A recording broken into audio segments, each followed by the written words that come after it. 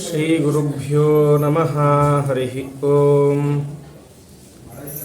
ಕೃಷ್ಣಂ ವಂದೇ ಮಂಥಪಾಶಧರಂ ದಿವ್ಯಾರ್ಭಕಾಕೃತಿಂ ಶಿಖಾಬಂಧತ್ರಯೋಪೇತಂ ಭೈಷ್ಮೀಮಧ್ವಕರಾರ್ಚಿತಂ ಸ್ವಾಂತಸ್ಥಾನಂತಶಯ್ಯಾಯ ಪೂರ್ಣಜ್ಞಾನರಸಾರ್ಣಸೇ ಉತ್ತುಂಗವಾಕ್ತರಂಗಾಯ ಮಧ್ವದುಗ್ಧಾಬ್ಧಯೇ ನಮಃ. ವಿಷ್ಣುತೀರ್ಥಕಲ್ಪವೃಕ್ಷೋ ವಿಷ್ಣುತೀರ್ಥಶ್ಚ ಕಾಮಧುಕ್ ಚಿಂತಾಮಣಿರ್ವಿಷ್ಣುತೀರ್ಥೋ ಯತೀಂದ್ರಃ ಸರ್ವಕಾಮದಃ. ತಪಸ್ವಾಧ್ಯಾಯ ಶುಶ್ರೂಷಾ ಕೃಷ್ಣಪೂಜಾರತಂ ಮುನಿಂ ವಿಶ್ವೇಶಮಿಷ್ಟದಂ ವಂದೇ ಪರಿವ್ರಾಟ್ ಚಕ್ರವರ್ತಿನಂ. ಶ್ರೀಗುರುಭ್ಯೋ ನಮಃ. ಹರಿ ಓಂ. ನಾರಾಯಣಂ ನಮಸ್ಕೃತ್ಯ ನರಂ ಚೈವ ನರೋತ್ತಮಂ ದೇವೀಂ ಸರಸ್ವತೀಂ ವ್ಯಾಸಂ ತತೋ ಜಯಮುದೀರಯೇ.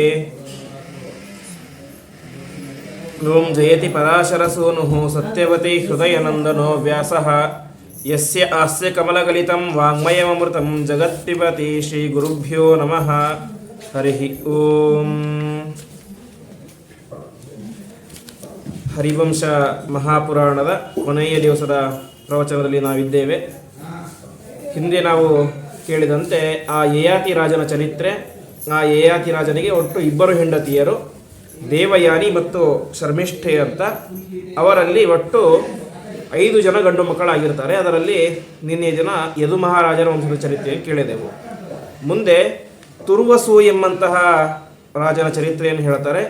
ಆ ತುರ್ವಸು ರಾಜನಿಗೆ ವನ್ಹಿ ಎಂಬುವಂಥ ಮಗ ಹುಡ್ತಾನೆ. ಅವನಿಗೆ ವನ್ಹಿಗೆ ಗೋಭಾನು, ಗೋಭಾನಿಗೆ ತ್ರೈಸಾನು, ತ್ರೈಸಾನುವಿಗೆ ಕರಂಧಮ. ಹೀಗೆ ಆ ತುರ್ವಸುವಿನ ವಂಶ ಮುಂದುವರಿಯುತ್ತೆ. ಅನಂತರದ ಮಗ ದೃಹ್ಯ ಅಂತ. ಆ ದೃಹ್ಯನಿಗೆ ಬಭ್ರು, ಬಭ್ರುವಿಗೆ ಅಂಗಾರ, ಅಂಗಾರನಿಗೆ ಸೇತು. ಹೀಗೆ ಅನೇಕ ಜನ ಅವನ ದೃಹ್ಯನ ವಂಶ ಮುಂದುವರಿಯುತ್ತೆ.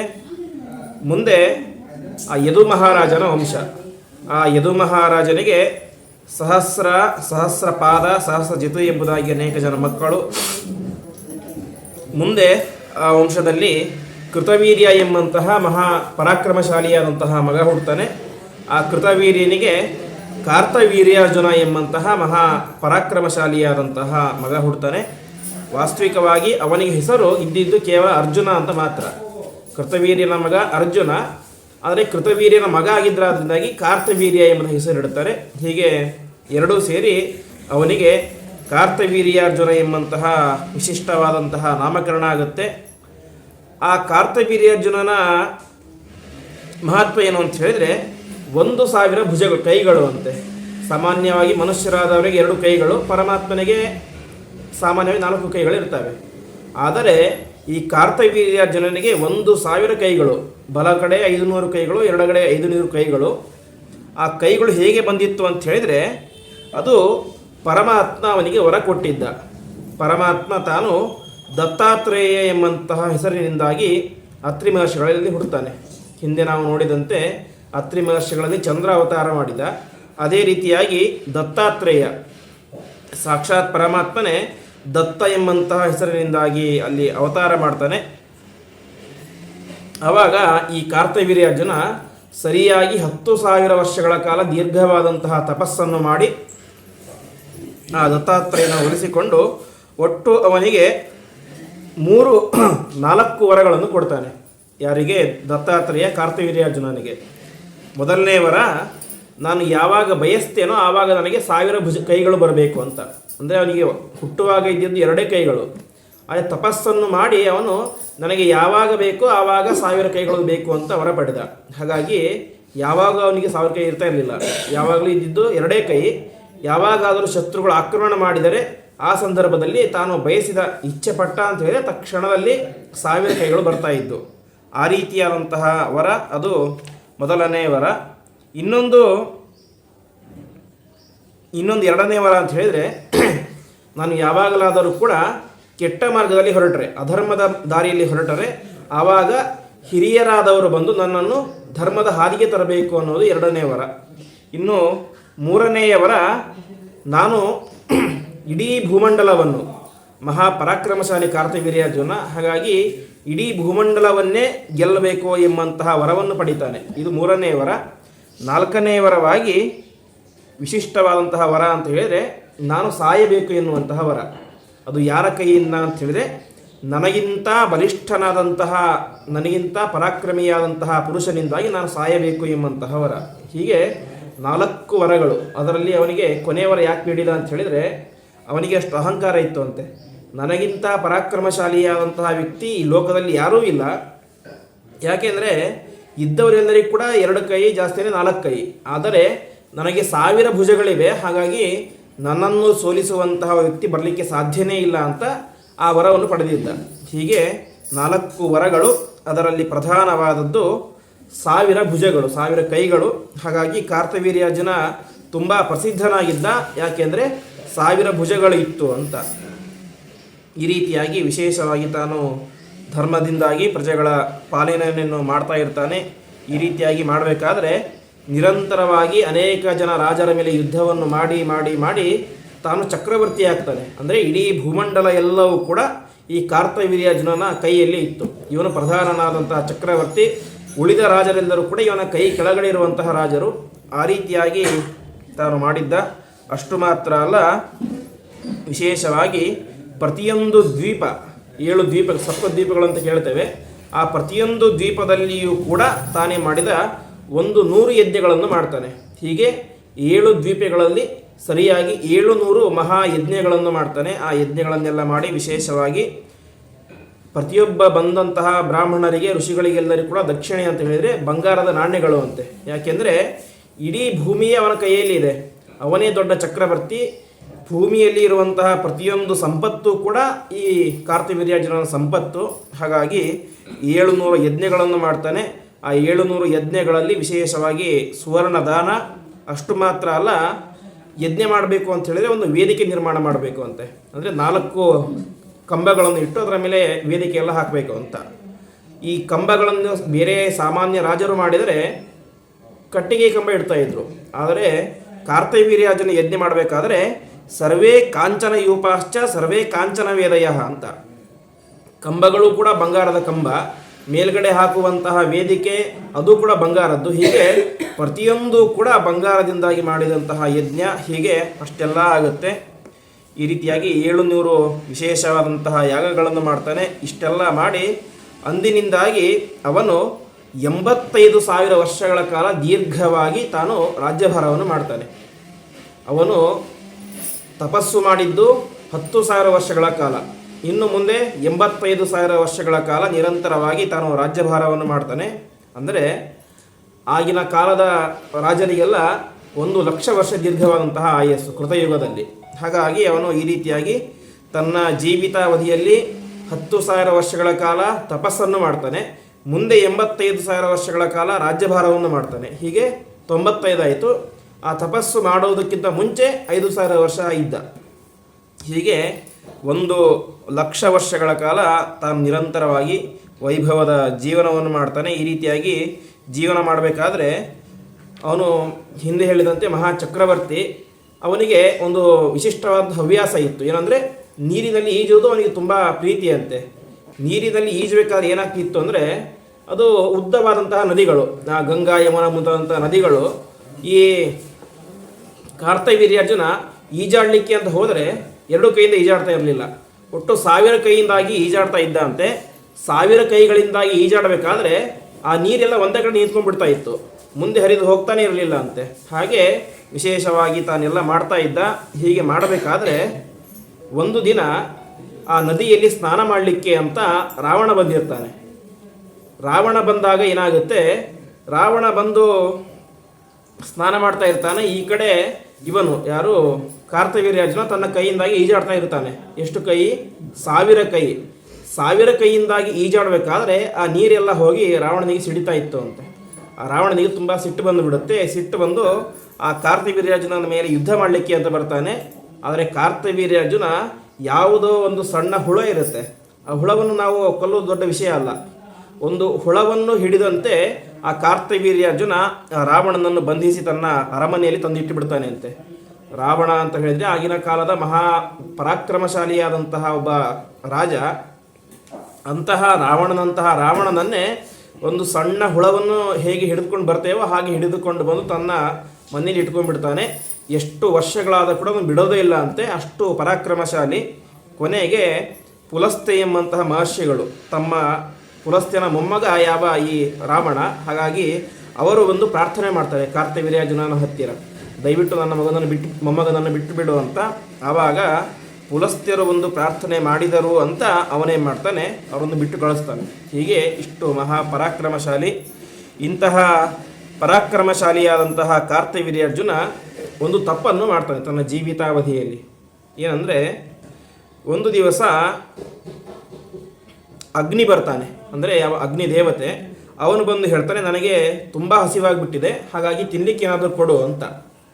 ಅವನು ಹೇಳ್ತಾನೆ, ಸ್ವಲ್ಪ ಆಹಾರ ಕೊಡ್ತಾನೆ, ಮನೇಲಿ ಇರೋ ಆಹಾರ, ಇಲ್ಲ ಇದನ್ನು ಸಾಕಾಗೋದಿಲ್ಲ ಅಂತ ಹೇಳ್ತಾನೆ.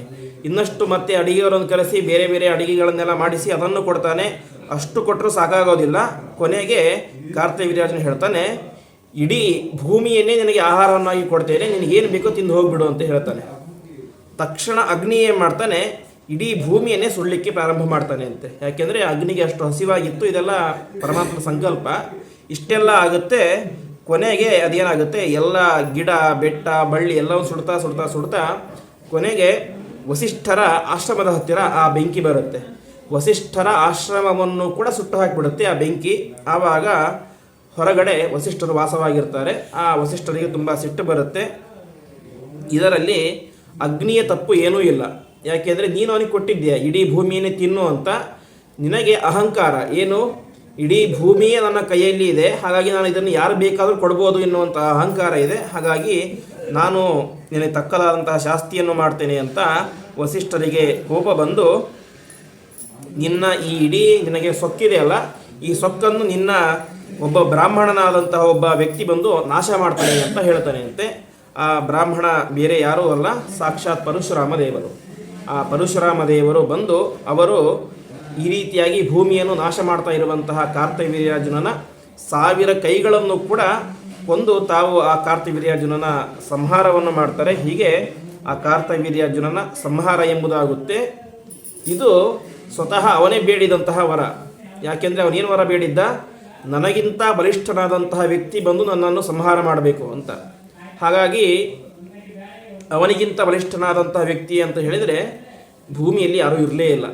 ಹಾಗಾಗಿ ಸಾಕ್ಷಾತ್ ಪರಮಾತ್ಮನೇನೆ ಪರಶುರಾಮ ರೂಪಿಯಾಗಿ ಬಂದು ಆ ಕಾರ್ತ್ಯವೀರ್ಯಾರ್ಜುನನ ಸಂಹಾರವನ್ನು ಮಾಡ್ತಾನೆ. ಹೀಗೆ ಆ ಮಹಾಪರಾಕ್ರಮಶಾಲಿಯಾದಂತಹ ಕಾರ್ತ್ಯವೀರ್ಯಾರ್ಜುನನ ಸಂಹಾರ ಆಗುತ್ತೆ.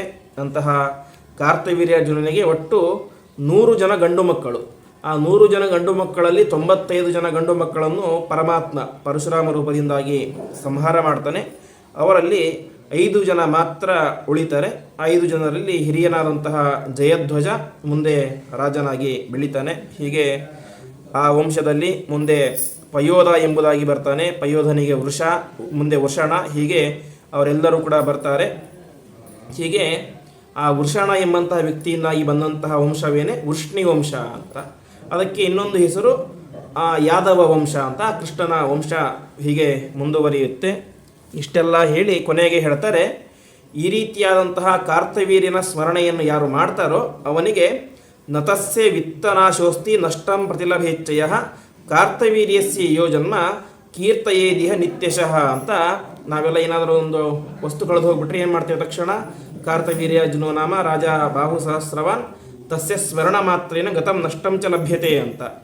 ಇದು ಯಾಕೆ ಸಿಗುತ್ತೆ ಅಂತ ಹೇಳಿದರೆ, ಕಾರ್ತವೀರ್ಯಾರ್ಜುನ ರಾಜನಾಗಿದ್ದಾಗ ಇಡೀ ಭೂಮಿಯಲ್ಲಿ ಒಂದೇ ಒಂದು ಕಳ್ಳತನ ನಡೆಯಲಿಲ್ಲ ಅಂತೆ. ಅಷ್ಟು ಧರ್ಮಿಷ್ಠನಾಗಿ ಅವನ ಪ್ರಜೆಗಳನ್ನು ಪಾಲನೆ ಮಾಡ್ತಾ ಇದ್ದ. ಅಷ್ಟು ಮಾತ್ರ ಅಲ್ಲ, ಅವನಿಗೆ 1000 ಭುಜಗಳಿತ್ತು. ಏನಾದರೂ ವಸ್ತು ಆ ಕಡೆ ಈ ಕಡೆ ಆಯಿತು ಅಂತ ಹೇಳಿದರೆ ಅವನಿಗೆ 2 ಭುಜ ಇತ್ತು. ತಕ್ಷಣದಲ್ಲಿ 1000 ಭುಜ ಆಗ್ತಾ ಇದ್ದ. 1000 ಭುಜಗಳನ್ನು ಆ ಕಡೆ ಈ ಕಡೆ ಎಲ್ಲ ಕಡೆ ಆಡಿಸಿ ಯಾವ ವಸ್ತು ಕಳೆದಿತ್ತೋ ಆ ವಸ್ತು ತಕ್ಷಣದಲ್ಲಿ ಮುಂದೆ ಇರಬೇಕು, ಆ ರೀತಿಯಾಗಿ ಮಾಡ್ತಾ ಇದ್ದ. ಹಾಗಾಗಿ ಆ ಕಾರ್ತವೀರ್ಯಾರ್ಜುನನ ಸ್ಮರಣೆಯನ್ನು ಮಾಡಿದರೆ ವಿಶೇಷವಾಗಿ ನತಸ್ಸೆ ವಿತ್ತನಾಶೋಸ್ತಿ, ನಮಗಿರುವಂಥ ಸಂಪತ್ತು ನಾಶ ಆಗೋದಿಲ್ಲ ಅಂತೆ. ಅದೇ ರೀತಿಯಾಗಿ ನಷ್ಟಂ ಪ್ರತಿಲಭೇಚ್ಛಯ, ಯಾವ ವಸ್ತುವಾದರೂ ಕೂಡ ಕಳೆದು ಹೋಗಿದ್ದರೆ ಆ ಕಾರ್ತವೀರ್ಯಾರ್ಜುನನ ಸ್ಮರಣೆಯಿಂದಾಗಿ ಅದೆಲ್ಲವೂ ಕೂಡ ಸಿಗುತ್ತೆ ಎಂಬುದಾಗಿ ಹೇಳ್ತಾರೆ. ಹೀಗೆ ಮುಂದೆ ಆ ಯಾದವ ವಂಶದ ಚರಿತ್ರೆಯನ್ನು ಹೇಳ್ತಾ, ಆ ಯಾದವ ವಂಶದಲ್ಲಿ ಚಿತ್ರಕ ಎಂಬಂತಹ ವ್ಯಕ್ತಿ ಹುಡ್ತಾನೆ. ಆ ಚಿತ್ರಕ ಎಂಬಂತಹ ವ್ಯಕ್ತಿಯಲ್ಲಿ ಮುಂದೆ ಶೂರರಾಜ ಎಂಬಂತಹ ರಾಜ ಬರ್ತಾನೆ. ಆ ಶೂರರಾಜನ ಹೆಂಡತಿ ಭೋಜ್ಯ ಎಂಬುದಾಗಿ. ಆ ಶೂರರಾಜನಿಗೆ ಒಟ್ಟು 10 ಜನ ಗಂಡು ಮಕ್ಕಳು. 10 ಜನ ಗಂಡು ಮಕ್ಕಳಲ್ಲಿ ಹಿರಿಯ ವ್ಯಕ್ತಿ ಅಂತ ಹೇಳಿದರೆ ವಸುದೇವ ಅಂತ ಹೇಳಿದರೆ ಶ್ರೀಕೃಷ್ಣನ ತಂದೆ. ಆ ವಸುದೇವ ಹುಟ್ಟುತ್ತಾನೆ. ವಸುದೇವ ಹುಟ್ಟಿದಾಗ ಏನಾಗುತ್ತೆ ಅಂತ ಹೇಳಿದರೆ ಆ ಸ್ವರ್ಗಲೋಕದಲ್ಲಿ ಇರುವಂತಹ ದುಂದುಬಿಗಳು ತಮ್ಮಷ್ಟಕ್ಕೆ ತಾವೇ ಮೊಳಗಲಿಕ್ಕೆ ಶುರುವಾಗುತ್ತೆ ಅಂತೆ. ದುಂದುಬಿ ನಗಾರಿ ಎಲ್ಲ ತಮ್ಮಷ್ಟಕ್ಕೆ ತಾವೇ ವಾದ್ಯ ಮಾಡಲಿಕ್ಕೆ ಶುರುವಾಗುತ್ತೆ. ಇದಕ್ಕೆ ಏನು ಕಾರಣ ಅಂತ ಹೇಳಿದರೆ ಈ ವಸುದೇವ ಸಾಮಾನ್ಯನಂತಹ ವ್ಯಕ್ತಿ ಅಲ್ಲ. ಒಂದು ಮೂಲ ರೂಪದಲ್ಲಿ ಸಾಕ್ಷಾತ್ ಕಶ್ಯಪ ಮಹರ್ಷಿ ಅವನಾಗಿದ್ದ. ಇನ್ನೊಂದು ಮುಂದಿನ ಕೃಷ್ಣನ ಅವತಾರ ಆಗಲಿಕ್ಕಿದೆ. ಹಾಗಾಗಿ ಕೃಷ್ಣನಿಗೆ ತಂದೆಯಾಗುವನು ಈ ವಸುದೇವ. ಅಂತಹ ಕೃಷ್ಣನ ತಂದೆಯಾದವನು ಭೂಮಿಯಲ್ಲಿ ಹುಟ್ಟಿದ ಅಂತ ದೇವಲೋಕದ ನಗಾರಿಗಳು ಕೂಡ ತಮ್ಮಷ್ಟಕ್ಕೆ ತಾವೇ ವಾದ್ಯ ಮಾಡಲಿಕ್ಕೆ ಶುರುವಾಗುತ್ತೆ ಅಂತೆ. ಅದೇನಾಗುತ್ತೆ, ಇಲ್ಲಿನ ಜನರಿಗೆಲ್ಲ ಕೇಳಿಸುತ್ತೆ. ದೇವಲೋಕದಲ್ಲಿ ಬಾರಿಸಿದಂತಹ ನಗಾರಿ ಮುಂತಾದಂತಹ ವಾದ್ಯಗಳ ಸೌಂಡ್ ಏನಾಗುತ್ತೆ, ಇಲ್ಲಿ ಅವನ ತಂದೆ ತಾಯಿ ಎಲ್ಲ ಜನರಿಗೂ ಕೂಡ ಕೇಳಿಸುತ್ತೆ ಅಂತೆ. ಆವಾಗ ಅವರೇನು ಮಾಡ್ತಾರೆ, ಅವರಿಗೆ ನಾಮಕರಣ ಮಾಡಬೇಕು. ಮುಂದೆ ನಾಮಕರಣ ಏನಂತ ಮಾಡ್ತಾರೆ, ಇದೇ ಹೆಸರು ಏನಂತ, ನಗಾರಿ ದುಂದುಬಿ ಅಂತ. ನಗಾರಿ ದುಂದುಬಿ ಅಂತಲೇ ನಾಮಕರಣ ಮಾಡ್ತಾರೆ.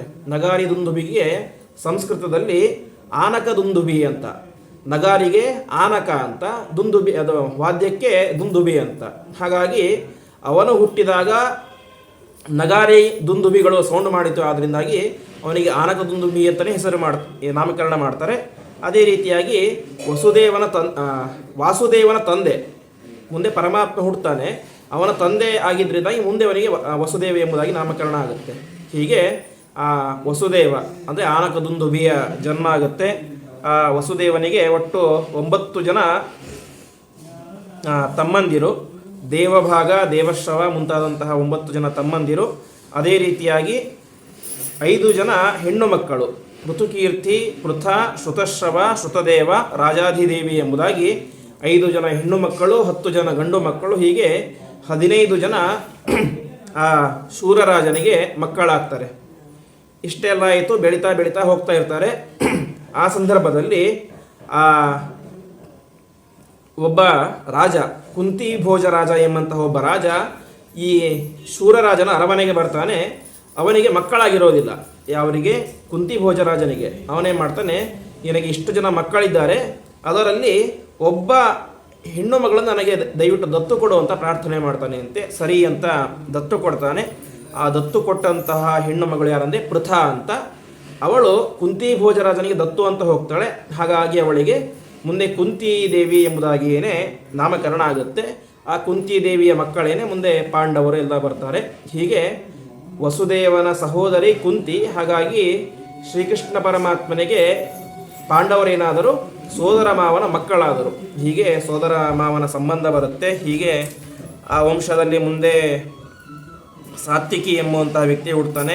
ಅದೇ ರೀತಿಯಾಗಿ ಸಾತ್ವಿಕಿಯಿಂದಾಗಿ ಯುಗಂಧರನಿಂದಾಗಿ ಅನಮಿತ್ರ, ಹೀಗೆ ಅನೇಕ ಜನರ ವಂಶ ಎಂಬುದು ಮುಂದುವರಿಯುತ್ತೆ. ಇಷ್ಟೆಲ್ಲ ಆಯಿತು. ಮುಂದೆ ವಸುದೇವ ಒಂದು ಒಳ್ಳೆ ಯೋಗ್ಯ ವಯಸ್ಸಿಗೆ ಬರ್ತಾನೆ. ಹಿಂದೆ ಹೇಳಿದಂತೆ ಆ ವಸುದೇವ ಬೇರೆ ಯಾರೂ ಅಲ್ಲ, ಸಾಕ್ಷಾತ್ ಕಶ್ಯಪ ಮಹರ್ಷಿಗಳು. ಆ ದೇವಕಿ ದೇವಿ ಸಾಕ್ಷಾತ್ ಅದಿತಿ ದೇವಿಯೇ ಹುಟ್ಟಿರ್ತಾಳೆ. ಇಷ್ಟೆಲ್ಲ ಆಯಿತು. ಕೊನೆಗೆ ವಸುದೇವನಿಗೆ ಒಂದು ಒಳ್ಳೆ ಯೋಗ್ಯವಾದಂತಹ ವಯಸ್ಸು ಬರುತ್ತೆ. ವಯಸ್ಸು ಬಂದಾಗ ಅವನಿಗೆ ಮದುವೆ ಅಂತ ಮಾಡ್ತಾರೆ. ಮದುವೆ 12 ಜನ ಹೆಣ್ಣು. ಅವನಿಗೆ ರೋಹಿಣಿ, ಇಂದಿರಾ, ವೈಶಾಖಿ, ಭದ್ರಾ ಎಂಬುದಾಗಿ ಒಟ್ಟು 12 ಜನ ಹೆಣ್ಣು ಮಕ್ಕಳ ಜೊತೆ ಮದುವೆಯಾಗುತ್ತೆ. ಕೊನೆಯ ಹೆಂಡತಿ ಈ ದೇವಕಿ ದೇವಿ. ಇದು 12 ಜನ ಹೆಂಡತಿಯರು. ಇದನ್ನು ಬಿಟ್ಟು ಮತ್ತೆ ಇಬ್ಬರನ್ನು ಮದುವೆ ಆಗ್ತಾನೆ. ಅವರು ಯಾರು ಅಂತ ಹೇಳಿದ್ರೆ ಸುತನು ಮತ್ತು ಒಡವ ಎಂಬುದಾಗಿ.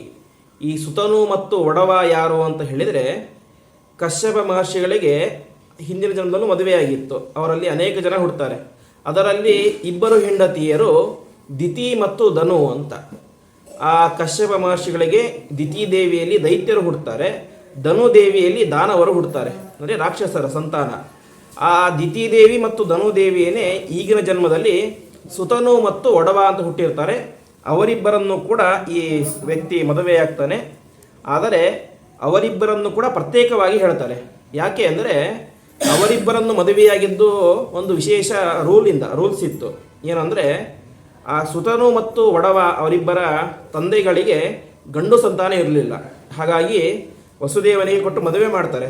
ಮದುವೆ ಮಾಡಬೇಕಾದ್ರೆ ಹೇಳ್ತಾರೆ, ನಾನು ಮದುವೆ ಮಾಡಿ ಕೊಡ್ತೇನೆ, ಆದರೆ ಇವರಿಬ್ಬರಲ್ಲಿ ಹುಟ್ಟುವಂತಹ ಗಂಡು ಮಗುವನ್ನು ನೀನು ನನಗೆ ಕೊಡಬೇಕು ಅಂತ.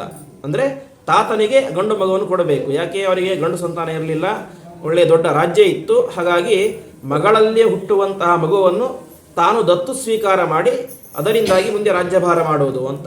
ಇದಕ್ಕೆ ಪುತ್ರಿಕಾ ಪುತ್ರ ಧರ್ಮ ಎಂಬುದಾಗಿ ಹೆಸರು. ಮಗಳ ಮಗನನ್ನೇ ತಾನು ಮಗನನ್ನಾಗಿ ಸ್ವೀಕಾರ ಮಾಡುವುದಂತ. ಹಾಗೆ ಆ ಸುತನು ಮತ್ತು ಒಡವ ಅವರಿಬ್ಬರು ಕೂಡ ಮದುವೆ ಆಗ್ತಾರೆ. ಅವರಿಬ್ಬರಲ್ಲಿ ಗಂಡು ಮಗು ಹುಟ್ಟುತ್ತೆ. ಹುಟ್ಟಿದಂತಹ ಗಂಡು ಮಕ್ಕಳನ್ನು ಪುನಃ ಅವರ ತಂದೆಗೇನೆ ಕೊಟ್ಟು ಬಿಡ್ತಾರೆ ವಾಪಸ್. ಹೀಗೆ ಬೆಳೀತಾರೆ.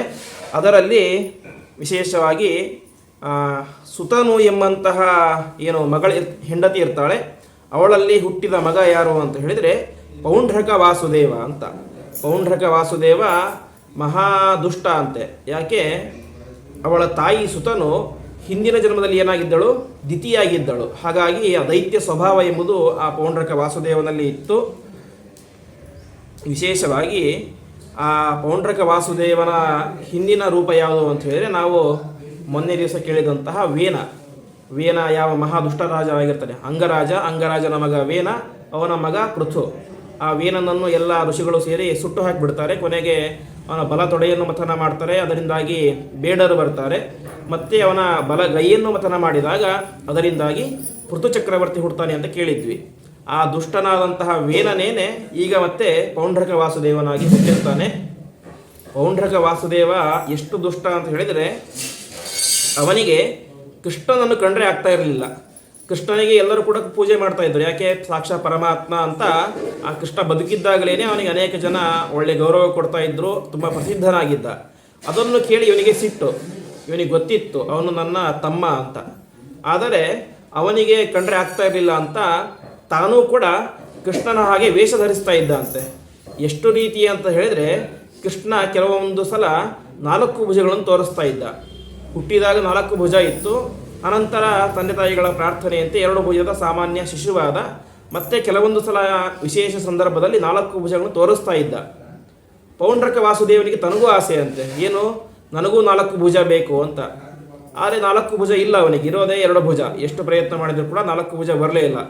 ಕೊನೆಗೆ ಅವನೇನು ಮಾಡಿದ ಅಂತ ಹೇಳಿದರೆ, ನಾವು ಹೀಗೆ ನಾಟಕ ಎಲ್ಲ ಮಾಡಬೇಕಾದ್ರೆ ರಟ್ಟು ಕಟ್ ಮಾಡಿ ಒಂದು ಭುಜ ಅಂಟಿಸ್ಕೊಳ್ತೇವೆ. ಹಾಗೆ ಅವನು ಕೂಡ ಕಟ್ಟಿಗೆಯಿಂದಾಗಿ 2 ಭುಜಗಳನ್ನು ಎಕ್ಸ್ಟ್ರಾ ಮಾಡಿಸ್ಕೊಂಡು ತಾನೂ ಕೂಡ ವಾಸುದೇವ ಥರ ಕಾಣಿಸ್ಬೇಕು ಅಂತ ಮಾಡ್ತಾ ಇದ್ದ ಅಂತೆ.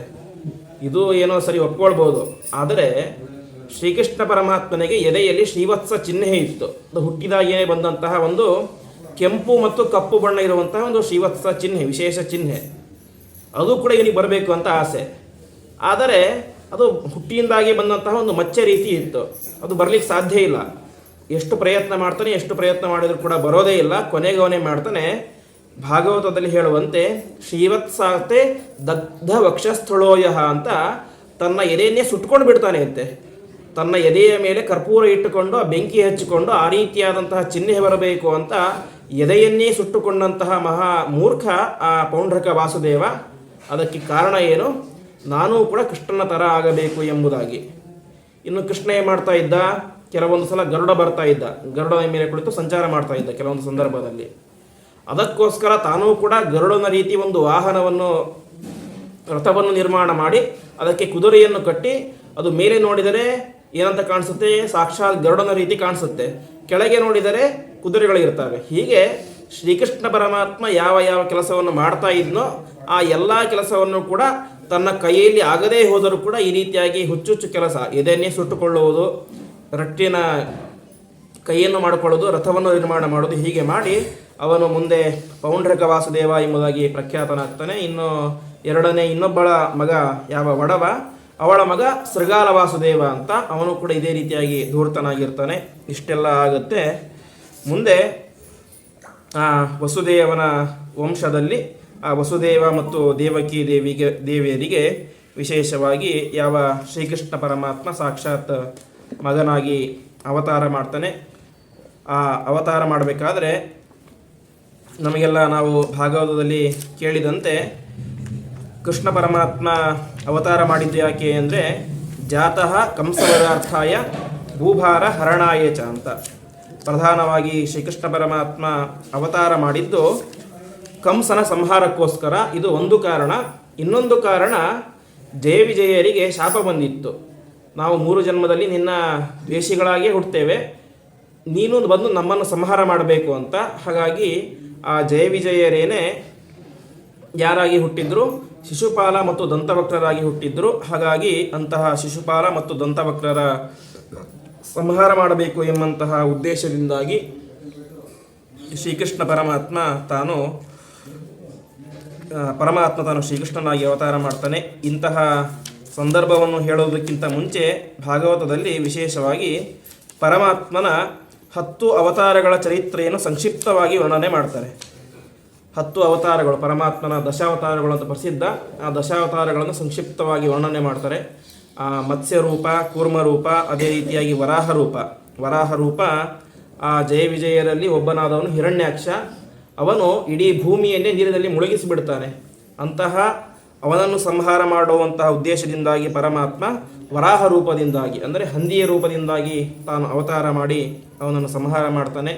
ಇನ್ನು ಕೂರ್ಮ ರೂಪ ನಿಮಗೆಲ್ಲ ಗೊತ್ತೇ ಇರುವಂತೆ ಯಾವ ಅಮೃತ ಮಥನದ ಸಮಯದಲ್ಲಿ ಆ ಸಮುದ್ರವನ್ನು ಎತ್ತಲಿಕ್ಕೆ ಆದಂತಹ ಅವತಾರ. ಮುಂದೆ ನರಸಿಂಹ ಅವತಾರ. ಅದು ಆ ಹಿರಣ್ಯ ಕಶಿಪುವನ್ನು, ಅವನು ಮಹಾಪರಾಕ್ರಮಶಾಲಿ, ಆದರೆ ದೈತ್ಯ ಸ್ವಭಾವ. ನಾವು ದೈತ್ಯರು ಅಂತ ಹೇಳಿದರೆ ಏನೋ ವಿಕಾರವಾಗಿದ್ದರು ಅಂತ ತಿಳ್ಕೊಳ್ಬಾರ್ದು. ಅವರು ಕೂಡ ನಮ್ಮ ರೀತಿಯೇ ಇರ್ತಾರೆ. ಈ ಕಂಸ, ಜರಾಸಂಧ, ಹಿರಣ್ಯಕಶಿಪು ಎಲ್ಲರೂ ಕೂಡ ನೋಡಲಿಕ್ಕೆ ಮಾನವರು ಯಾವ ರೀತಿಯಾಗಿ ಇದ್ದರೋ ಅದೇ ರೀತಿ ಇರ್ತಾರೆ. ಆದರೆ ಸ್ವಭಾವ ಮಾತ್ರ ದೈತ್ಯರ ಸ್ವಭಾವ. ಇದು ರಾಕ್ಷಸರಿಗೂ ಮತ್ತು ಇವರಿಗಿರುವಂತಹ ವ್ಯತ್ಯಾಸ. ರಾಕ್ಷಸರು ಅಂತ ಹೇಳಿದರೆ ರೂಪನೂ ವಿಕಾರ ಇರುತ್ತೆ, ಸ್ವಭಾವನೂ ವಿಕಾರವಾಗಿಯೇ ಇರುತ್ತೆ.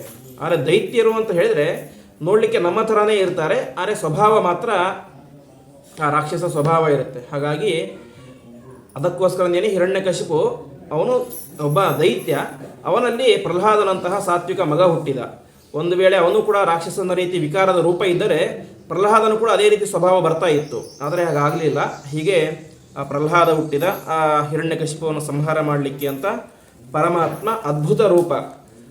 ಭಾಗವತದಲ್ಲಿ ಹೇಳುವಂತೆ ಸ್ತಂಭೆ ಸಭಾಯಾಂ ನ ಮೃಗಂ ನ ಮಾನುಷಂ ಅಂತ. ಈ ಕಡೆ ಸಿಂಹದ ಸ್ವರೂಪವೂ ಅಲ್ಲ ಸಂಪೂರ್ಣವಾಗಿ, ಹಾಗಂತ ಮನುಷ್ಯನೂ ಅಲ್ಲ. ಅಂತಹ ಅದ್ಭುತವಾದಂತಹ ನರಸಿಂಹಾವತಾರವನ್ನು ತಾಳ್ತಾನೆ.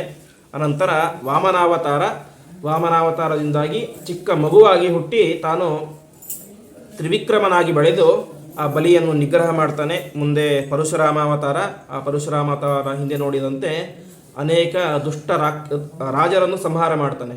21 ಬಾರಿ ಸಮಗ್ರ ಭೂ ಪ್ರದಕ್ಷಿಣೆಯನ್ನು ಮಾಡಿ ಅನೇಕ ದುಷ್ಟ ರಾಜರನ್ನು ಸಂಹಾರ ಮಾಡ್ತಾನೆ. ಅದೇ ರೀತಿಯಾಗಿ ಕಾರ್ತವೀರ್ಯಾರ್ಜುನನ ಸಂಹಾರವನ್ನು ಕೂಡ ಮಾಡ್ತಾನೆ. ಮುಂದೆ ರಾಮಾವತಾರದಲ್ಲಿ ವಿಶೇಷವಾಗಿ ಪಿತೃವಾಕ್ಯ ಪರಿಪಾಲನೆ. ಒಬ್ಬ ಮಗನಾದವನು ತನ್ನ ತಂದೆ ತಾಯಿಗಳ ಜೊತೆಗೆ ಯಾವ ರೀತಿಯಾಗಿರಬೇಕು ಎಂಬುದಾಗಿ ಹೇಳ್ತಾನೆ. ಅಷ್ಟು ಮಾತ್ರ ಅಲ್ಲ, ಲಕ್ಷ್ಮಣ ಕೊನೆಗೆ ಕೈಕೇಯಿಯನ್ನು ಸಂಹಾರ ಮಾಡಬೇಕಂತ ಹೋಗ್ತಾನೆ ಅಂತೆ. ಇಂತಹ ಕೆಟ್ಟ ತಾಯಿ ಬದುಕಿರಲೇಬಾರದು ಅಂತ. ಆವಾಗ ರಾಮ ಹೇಳ್ತಾನೆ, ಎಷ್ಟಿದ್ದರೂ ಕೂಡ ಇವಳು ನನಗೆ ತಾಯಿಯೇ ಸಮಾನ, ಮಲತಾಯಿಯಾಗಿದ್ದರೂ ಕೂಡ ನನಗೆ ತಾಯಿಯೇ ಇದ್ದಂತೆ, ಹಾಗಾಗಿ ಇವಳನ್ನು ಸಂಹಾರ ಮಾಡಬೇಡು ಅಂತ. ಅಂದರೆ ತನಗೆ 14 ವರ್ಷಗಳ ಕಾಲ ವನವಾಸ ಆಯಿತು. ಆಗಿದ್ದು ಯಾರಿಂದ? ಈ ಕೈಕೇಯಿಯಿಂದ. ವೈಭವದಿಂದಾಗಿ ಆಗತಾನೆ ಮದುವೆಯಾಗಿದ್ದಾನೆ. ವೈಭವದ ರಾಜ್ಯಭಾರ ಮಾಡಬೇಕು. ಅಂತಹ ಅಷ್ಟೆಲ್ಲ ವೈಭವದ ಜೀವನ ಮುಂದೆ ಇದೆ. ಅಂತಹ ಸಂದರ್ಭಕ್ಕೆ ಸರಿಯಾಗಿ ಕೈಕೇಯಿ ಹೇಳ್ತಾಳೆ, ನೀನು 14 ವರ್ಷಗಳ ಕಾಲ ಕಾಡಿಗೆ ಹೋಗಬೇಕು. ಅಷ್ಟು ಮಾತ್ರ ಅಲ್ಲ, ನನ್ನ ಮಗ ಭರತ ರಾಜ ಆಗಬೇಕು ಅಂತ. ಅಷ್ಟು ಹೇಳಿದರೂ ಕೂಡ ಒಂದೇ ಒಂದು ಕ್ಷಣದಲ್ಲಿಯೂ ಕೂಡ ಬೇಸರ ಮಾಡ್ಕೊಳ್ಳಿಲ್ಲಂತೆ ರಾಮ. ಅಷ್ಟೇ ಅಲ್ಲ, 14 ವರ್ಷಗಳ ಕಾಲ ಅರಣ್ಯದಲ್ಲಿ ಇದ್ದ ಆ ಸಂದರ್ಭದಲ್ಲಿ ಒಂದು ಕ್ಷಣವೂ ಕೂಡ ಕೈಕೇಯಿಯನ್ನು ಬೈಲಿಲ್ಲ ಅಂತೆ. ನಿರಂತರವಾಗಿ ಸ್ವಲ್ಪ ಲಕ್ಷ್ಮಣ ಬೈತಾ ಇದ್ದ. ಲಕ್ಷ್ಮಣ ಸ್ವಲ್ಪ ಕೋಪ ಜಾಸ್ತಿ.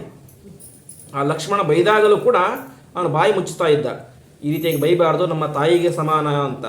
ಕೊನೆಗೆ ಎಷ್ಟು ಅಂದರೆ ಭರತನೇ ತನ್ನ ತಾಯಿಗೆ ಬೈದ ಅಂತೆ. ಭರತನಿಗೆ ಜನ್ಮ ಕೊಟ್ಟ ತಾಯಿ ಕೈಕೇಯಿ. ಅವಳು ಅವನಿಗೆ ಹಿತವನ್ನೇ ಬಯಸಿದಳು. ತನ್ನ ಮಗನಿಗೆ ರಾಜ್ಯ ಆಗಬೇಕು ಅಂತ ಬಯಸಿದಳು.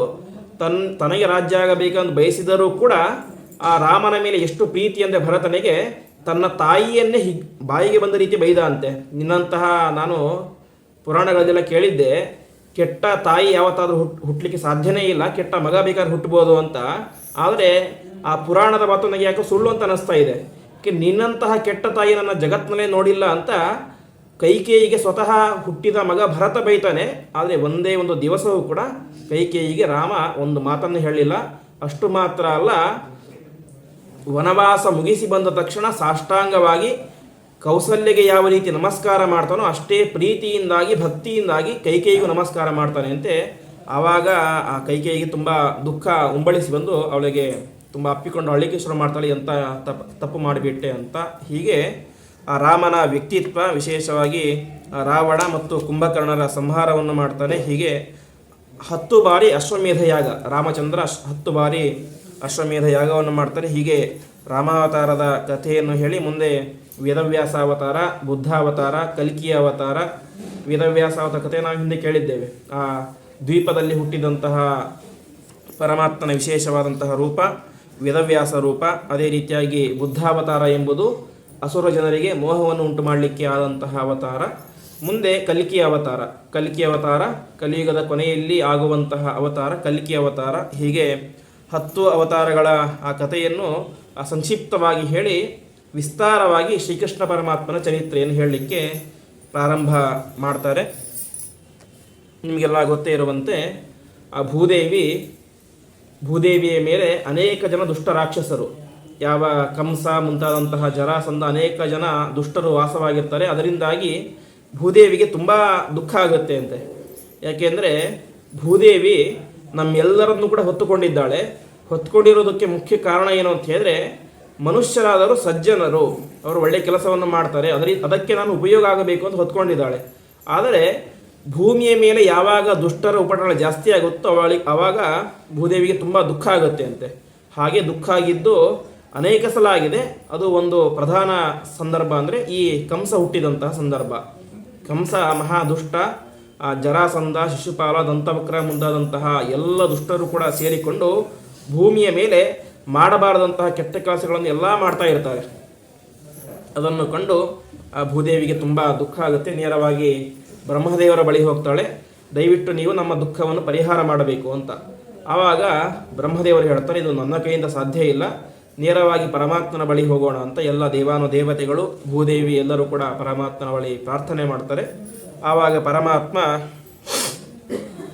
ತಾನು ಹೇಳ್ತಾನೆ, ನಾನು ಕೃಷ್ಣನಾಗಿ ಅವತಾರವನ್ನು ಮಾಡಿ ಆ ಎಲ್ಲ ದುಷ್ಟರನ್ನು ಕೂಡ ಸಂಹಾರ ಮಾಡ್ತೇನೆ ಅಂತ ಹೇಳ್ತಾನೆ. ಹೀಗೆ ಆ ಶ್ರೀಕೃಷ್ಣ ಪರಮಾತ್ಮ ವಿಶೇಷವಾಗಿ ತಾನು ಅವತಾರ ಮಾಡಿದ್ದು ಯಾರಲ್ಲಿ ಅಂದರೆ, ಇದೇ ವಸುದೇವ ಮತ್ತು ದೇವಕಿ ದೇವಿಯ ಗರ್ಭದಲ್ಲಿ ಪರಮಾತ್ಮ ವಿಶೇಷವಾಗಿ ಅವತಾರ ಮಾಡ್ತಾನೆ. ಅವತಾರ ಮಾಡಿದ್ದು ರಾತ್ರಿಯ ಸಂದರ್ಭ. ಅದಕ್ಕಿಂತ ಮುಂಚಿನ ಕಥೆಯೆಲ್ಲ ಗೊತ್ತೇ ಇದೆ. ಅದರಲ್ಲಿ 7 ಜನ ಹುಡ್ತಾರೆ. 7 ಜನ ಹುಟ್ಟಿದಂತಹ ಪ್ರತಿಯೊಬ್ಬ ಶಿಶುಗಳನ್ನು ಕೂಡ ಯಾವ ಕಂಸ ಸೋದರ ಮಾವ ಅವನು ಸಂಹಾರ ಮಾಡ್ತಾನೆ. ಯಾಕೆಂದರೆ ಅವನಿಗೆ ಅಶರೀರವಾಣಿಯಾಗಿರುತ್ತೆ. ವಸುದೇವನಿಗೂ ಮತ್ತು ದೇವಕಿಗೂ ಮದುವೆಯಾಗುತ್ತೆ. ದೇವಕಿ ಕಂಸನ ತಂಗಿ ಮದುವೆಯಾಗುತ್ತೆ. ಮದುವೆಯಾಗಿ ಇನ್ನೇನು ದಿಬ್ಬಣ ಹೋಗ್ತಾ ಇರಬೇಕು ಅಂದರೆ ಹೆಣ್ಣು ಮಗಳನ್ನು ಗಂಡನ ಮನೆಗೆ ಬಿಡುವಂತಹ ಕೆಲಸ. ಕಂಸನಿಗೆ ಎಷ್ಟು ಪ್ರೀತಿ ತಂಗಿಯ ಮೇಲೆ ಅಂತ ಹೇಳಿದ್ರೆ, ಅವನು ಬೇರೆ ಯಾರನ್ನು ಕೊಟ್ಟು ಕಳಿಸ್ತಿಲ್ಲ, ಸಾರಥಿಯಾಗಿ ತಾನೇ ಮುಂದೆ ನಿಂತುಕೊಂಡು. ವಾಸ್ತವಿಕವಾಗಿ ಕಂಸ ದೊಡ್ಡ ರಾಜನಾಗಿದ್ದರೂ ಕೂಡ ತಂಗಿಯ ಮೇಲಿನ ಪ್ರೀತಿಯಿಂದಾಗಿ ತಾನೇ ರಥದ ಸಾರಥಿಯಾಗಿ ಬಿಟ್ಟು ಬರಲಿಕ್ಕೆ ಎದ್ದು ಹೋಗ್ತಾ ಇರ್ತಾನೆ. ಹೋಗಬೇಕಾದ್ರೆ ಅಶರೀರವಾಣಿ ಆಗುತ್ತೆ, ಕಂಸ ನೀನೆಂಥ ದೊಡ್ಡ ಮೂರ್ಖ, ಇವಳಲ್ಲಿ ಹುಟ್ಟುವಂತಹ 8ನೇ ಮಗುವಿನಿಂದಾಗಿ ನನಗೆ ಮೃತ್ಯು ಇದೆ, ಅಂತಹ ನಿನ್ನ ತಂಗಿಯನ್ನು ಇಷ್ಟು ವೈಭವವಾಗಿ ಕಳಿಸ್ತಾ ಇದೆಯಲ್ಲ ಎಂಬುದಾಗಿ ಅಶರೀರವಾಣಿಯಾಗುತ್ತೆ. ತಕ್ಷಣದಲ್ಲಿ ಇನ್ನೇನು ವಸುದೇವನನ್ನು ಅವನ ಮನೆಗೆ ಬಿಡಬೇಕು ಅಂತ ಹೋಗಿರ್ತಾನೆ. ತಕ್ಷಣದಲ್ಲಿ ಈ ಅಶರೀರವಾಣಿ ಕೇಳಿಸುತ್ತೆ. ತಕ್ಷಣದಲ್ಲಿ ಆ ರಥವನ್ನು ಹಿಂದೆ ತಿರುಗಿಸಿಕೊಂಡು ಬಂದು ತನ್ನ ಅರಮನೆಯ ಕಾರಾಗೃಹದಲ್ಲಿ ಇಬ್ಬರನ್ನು ಕೂಡ ಕೂಡಿ ಹಾಕಿ ಬಿಡ್ತಾನೆ. ಹೀಗೆ ಮದುವೆಯಾಗಿ ವೈಭವದಿಂದ ಜೀವನ ನಡೆಸಬೇಕಾದಂತಹ ದೇವಕಿ ದೇವಿ ಮತ್ತು ವಸುದೇವ ಮದುವೆಯಾದಂತಹ ಮೊದಲ ದಿನವೇನೆ ಅವರಿಗೆ ಈ ಕಾರಾಗೃಹದ ಜೈಲಿನಲ್ಲಿ ವಾಸ ಮಾಡುವಂತಹ ಕೆಟ್ಟ ಗತಿ ಬರುತ್ತೆ. ಅಂತಹ ಸಂದರ್ಭದಲ್ಲಿಯೇ ಅವರಲ್ಲಿ 7 ಜನ ಮಕ್ಕಳು ಹುಡ್ತಾರೆ. ಆ ಹುಟ್ಟಿದಂತಹ 7 ಜನರನ್ನು ಕೂಡ ಹುಟ್ಟಿದ ತಕ್ಷಣ ವಿಚಾರ ಗೊತ್ತಾಗ್ತಾ ಇತ್ತು ಕಂಸನಿಗೆ. ಬಂದ ಮಗುವನ್ನು ಜೋರಾಗಿ ನೆಲಕ್ಕೆ ಅಪ್ಪಳಿಸೋದು, ಸಾಯಿಸೋದು. ಹೀಗೆ ಹುಟ್ಟಿದಂತಹ 7 ಜನ ಮಕ್ಕಳನ್ನು ಕೂಡ ಸ್ವತಃ ಆ ತಂದೆ ತಾಯಿಗಳ ಮುಂದೆಯೇನೆ ದೇವಕಿ ದೇವಿ ಮತ್ತು ಅವರ ಮುಂದೆಯೇನೆ ಸಾಯಿಸ್ತಾನೆ. ಹೀಗೆಲ್ಲ ಸತ್ತು ಹೋಗುತ್ತೆ. ಕೊನೆಗೆ 8ನೇ ಗರ್ಭದಲ್ಲಿ ಸಾಕ್ಷಾತ್ ಶ್ರೀಕೃಷ್ಣ ಪರಮಾತ್ಮ ಆ ರಾತ್ರಿಯ ಸಮಯದಲ್ಲಿ ರೋಹಿಣಿ ನಕ್ಷತ್ರದಲ್ಲಿ ಹುಟ್ಟುತ್ತಾನೆ. ಹುಟ್ಟಿದಾಗ ಇದರಲ್ಲಿ ವಾಸ್ತವಿಕವಾಗಿ ಹರಿವಂಶದಲ್ಲಿ ಅಷ್ಟು ವಿಸ್ತಾರ ಹೇಳೋದಿಲ್ಲ, ಆದರೆ ಭಾಗವತದಲ್ಲಿ ಹೇಳುವಂತೆ ತಮದ್ಭುತಂ ಬಾಲಕ ಅಂಬುಜೇಕ್ಷಣಂ ಎಂಬುದಾಗಿ ವಿಸ್ತಾರವಾಗಿ ವರ್ಣನೆ ಮಾಡ್ತಾರೆ. ಪರಮಾತ್ಮ ಯಾವ ರೀತಿಯಾಗಿ ಇದ್ದ, ತಮದ್ಭುತಂ ಬಾಲಕಂ ಅಂಬುಜೇಕ್ಷಣಂ ಅಂತ ಕಮಲದ ರೀತಿ ದುಂಡಗಿರುವಂತಹ ಕಣ್ಣುಗಳು, ಅದೇ ರೀತಿಯಾಗಿ ಮೈತುಂಬ ಎಲ್ಲ ಆಭರಣ, 4 ಭುಜಗಳು. ಹುಟ್ಟುವಾಗ ಎಲ್ಲರೂ ಕೂಡ ಸಾಮಾನ್ಯವಾಗಿ ಮೈಯಲ್ಲಿ ಬಟ್ಟೆ ಇರೋದಿಲ್ಲ, ಆದರೆ ಶ್ರೀಕೃಷ್ಣ ಪರಮಾತ್ಮ ಅವತಾರ ಮಾಡಿದಾಗ ಒಳ್ಳೆಯ ಪೀತಾಂಬರ ವಸ್ತ್ರ, ಉತ್ತಮವಾದಂತಹ ಆಭರಣಗಳು, ಹೀಗೆ ಎಲ್ಲವನ್ನೂ ಕೂಡ ಧರಿಸಿಕೊಂಡು ಬಂದು ತಾನು ತನ್ನ ತಂದೆ ತಾಯಿಗಳಿಗೆ ದರ್ಶನವನ್ನು ಕೊಡ್ತಾನೆ. ನಾನು ಸಾಮಾನ್ಯವಾದಂತಹ ಮಗುವಲ್ಲ. ಅಂದರೆ ಹಿಂದೆ ಹುಟ್ಟಿದಂತಹ 7 ಮಕ್ಕಳು ಕೂಡ ಹೇಗೆ ಹುಟ್ಟಿದ್ರು, ಸಾಮಾನ್ಯ ನಮ್ಮ ನಿಮ್ಮಂತೆ ಹುಟ್ಟಿದ್ರು. ಆದರೆ ಈ ವ್ಯಕ್ತಿ ಆ ರೀತಿಯಾಗಿ ಹುಟ್ಟಲಿಲ್ಲ, ಶ್ರೀಕೃಷ್ಣ ಪರಮಾತ್ಮ ಅಂತ ತೋರಿಸ್ತಾನೆ. ಆ ಸಂದರ್ಭದಲ್ಲಿ ಭಾಗವತದಲ್ಲಿ ಬರುವಂತೆ ಬ್ರಹ್ಮರುದ್ರಾದಿ ಸಕಲ ದೇವಾನು ದೇವತೆಗಳು ಕೂಡ ಬಂದು ಹುಟ್ಟುವುದಕ್ಕಿಂತ ಮುಂಚೆ ಗರ್ಭಸ್ತುತಿ ಅಂತ ಮಾಡ್ತಾರೆ. ಗರ್ಭದಲ್ಲಿ ಇರುವಂತಹ ಪರಮಾತ್ಮನ ಸ್ತುತಿಯನ್ನು ಮಾಡ್ತಾರೆ. ಪರಮಾತ್ಮ ಹುಟ್ಟಿದ ಮೇಲೆ ಅನೇಕ ಜನ ಇಂದ್ರ ಮುಂತಾದಂತಹ ದೇವತೆಗಳಿಗೊಂದು ಆ ಪರಮಾತ್ಮನ ಸ್ತೋತ್ರವನ್ನು ಮಾಡ್ತಾರೆ. ಹೀಗೆ ವಿಶೇಷವಾಗಿ ರೋಹಿಣಿ ನಕ್ಷತ್ರದ ದಿವಸ ರಾತ್ರಿ 12 ಗಂಟೆಯ ಆ ಚಂದ್ರೋದಯ ಸಂದರ್ಭದಲ್ಲಿ ಪರಮಾತ್ಮ ತಾನು ಅವತಾರ ಮಾಡ್ತಾನೆ. ಅವತಾರ ಮಾಡಿ ತನ್ನ ತಂದೆಗೆ ಆಜ್ಞೆ ಮಾಡ್ತಾನೆ, ನನ್ನನ್ನು ಇಲ್ಲಿ ಇಟ್ಕೊಳ್ಬೇಡ ಅಂತ. ಈಗಾಗಲೇ ಪಕ್ಕದಲ್ಲಿ ಆ ಯಶೋದೆ ಮತ್ತು ನಂದಗೋಪನ ಮನೆಯಲ್ಲಿ ಒಬ್ಬ ಹೆಣ್ಣು ಮಗಳು ಹುಟ್ಟಿದ್ದಾಳೆ. ಅದು ಬೇರೆ ಯಾರೂ ಅಲ್ಲ, ಸಾಕ್ಷಾತ್ ಲಕ್ಷ್ಮೀದೇವಿಯೇ ದುರ್ಗಾ ರೂಪದಿಂದಾಗಿ ಅಲ್ಲಿ ಹುಟ್ಟಿದ್ದಾಳೆ. ಆ ಹೆಣ್ಣು ಮಗುವನ್ನು ಇಲ್ಲಿ ತಂದಿಡು, ನನ್ನನ್ನು ಅಲ್ಲಿ ತೆಗೆದುಕೊಂಡು ಹೋಗುವಂತ ಹೇಳ್ತಾನೆ. ಅದೇ ರೀತಿಯಾಗಿ ಆ ಶ್ರೀಕೃಷ್ಣ ಪರಮಾತ್ಮನ ಚಿಕ್ಕ ಬಾಲರೂಪವನ್ನು ಪ್ರತ್ಯಕ್ಷವಾಗಿ ಕಂಡು ಇವನು ಸಾಕ್ಷಾತ್ ಪರಮಾತ್ಮ ಅಂತ ಗೊತ್ತಾಗುತ್ತೆ. ಆದರೆ ಪರಮಾತ್ಮನೇ ಆಜ್ಞೆ ಮಾಡಿದ್ದಾನೆ, ನನ್ನನ್ನು ಅಲ್ಲೂ ಕರೆದುಕೊಂಡು ಹೋಗಿ ಇಡಿ ಅಂತ. ಆವಾಗ ಇವರಿಗೆ ಒಂದು ಮನಸ್ಸಿಗೆ ಸಂತೋಷನೂ ಆಗುತ್ತೆ. ಯಾಕೆ ಅಂದರೆ ನಮ್ಮ ಮಗು ಸಾಯೋದಿಲ್ಲ ಅಂತ. ಹುಟ್ಟಿದ 7 ಜನ ಸತ್ತು ಹೋಗಿಬಿಟ್ಟಿದ್ದಾರೆ, ಈ ಮಗುವನ್ನು ಅಲ್ಲಿ ಇಟ್ಟರೆ ಈ ಮಗು ಸಾಯೋದಿಲ್ಲ ಅಂತ ನಿಶ್ಚಯ ಆಗುತ್ತೆ. ತಕ್ಷಣದಲ್ಲಿ ಪರಮಾತ್ಮ ತಾನು ತನ್ನ ಆ ವೈಭವದ ರೂಪವನ್ನು ಬಿಟ್ಟು ಸಾಮಾನ್ಯ ಮಗುವಿನಂತೆ ರೂಪವನ್ನು ಧಾರಣೆ ಮಾಡ್ತಾನೆ. ಆವಾಗ ಇಲ್ಲಿಯ ತನಕ ಅವರಿಗೆ ಜ್ಞಾನ ಇತ್ತು, ವಸುದೇವ ಮತ್ತು ದೇವಕಿಯರಿಗೆ ನಮಗೆ ಹುಟ್ಟಿದಂತಹ ಮಗು ಸಾಮಾನ್ಯ ಮಗುವಲ್ಲ, ಸಾಕ್ಷಾತ್ ಶ್ರೀಕೃಷ್ಣ ಪರಮಾತ್ಮನೇ ಹುಟ್ಟಿದ್ದಾನೆ ಅಂತ.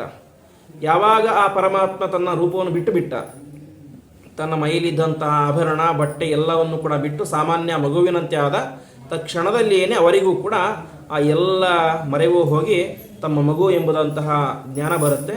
ಆವಾಗ ದೇವಕಿ ದೇವಿ ಮೂರ್ಛೆ ಹೋಗಿ ಬಿಡ್ತಾಳೆ. ಯಾಕೆಂದರೆ ಆ ಗರ್ಭಿಣಿಯಾಗಿದ್ದಳು, ಆವಾಗ ತಾನೇ ಗರ್ಭ ಹೊರಗೆ ಬಂದಿದೆ. ಹಾಗಾಗಿ ಸಾಮಾನ್ಯ ಹೆಣ್ಣು ಮಕ್ಕಳು ಹೇಗೆ ಮಲಗಿ ವಿಶ್ರಾಂತಿ ಪಡಿತಾರೋ ಆ ವಿಶ್ರಾಂತಿ ಪಡಿತಾ ಇರ್ತಾಳೆ.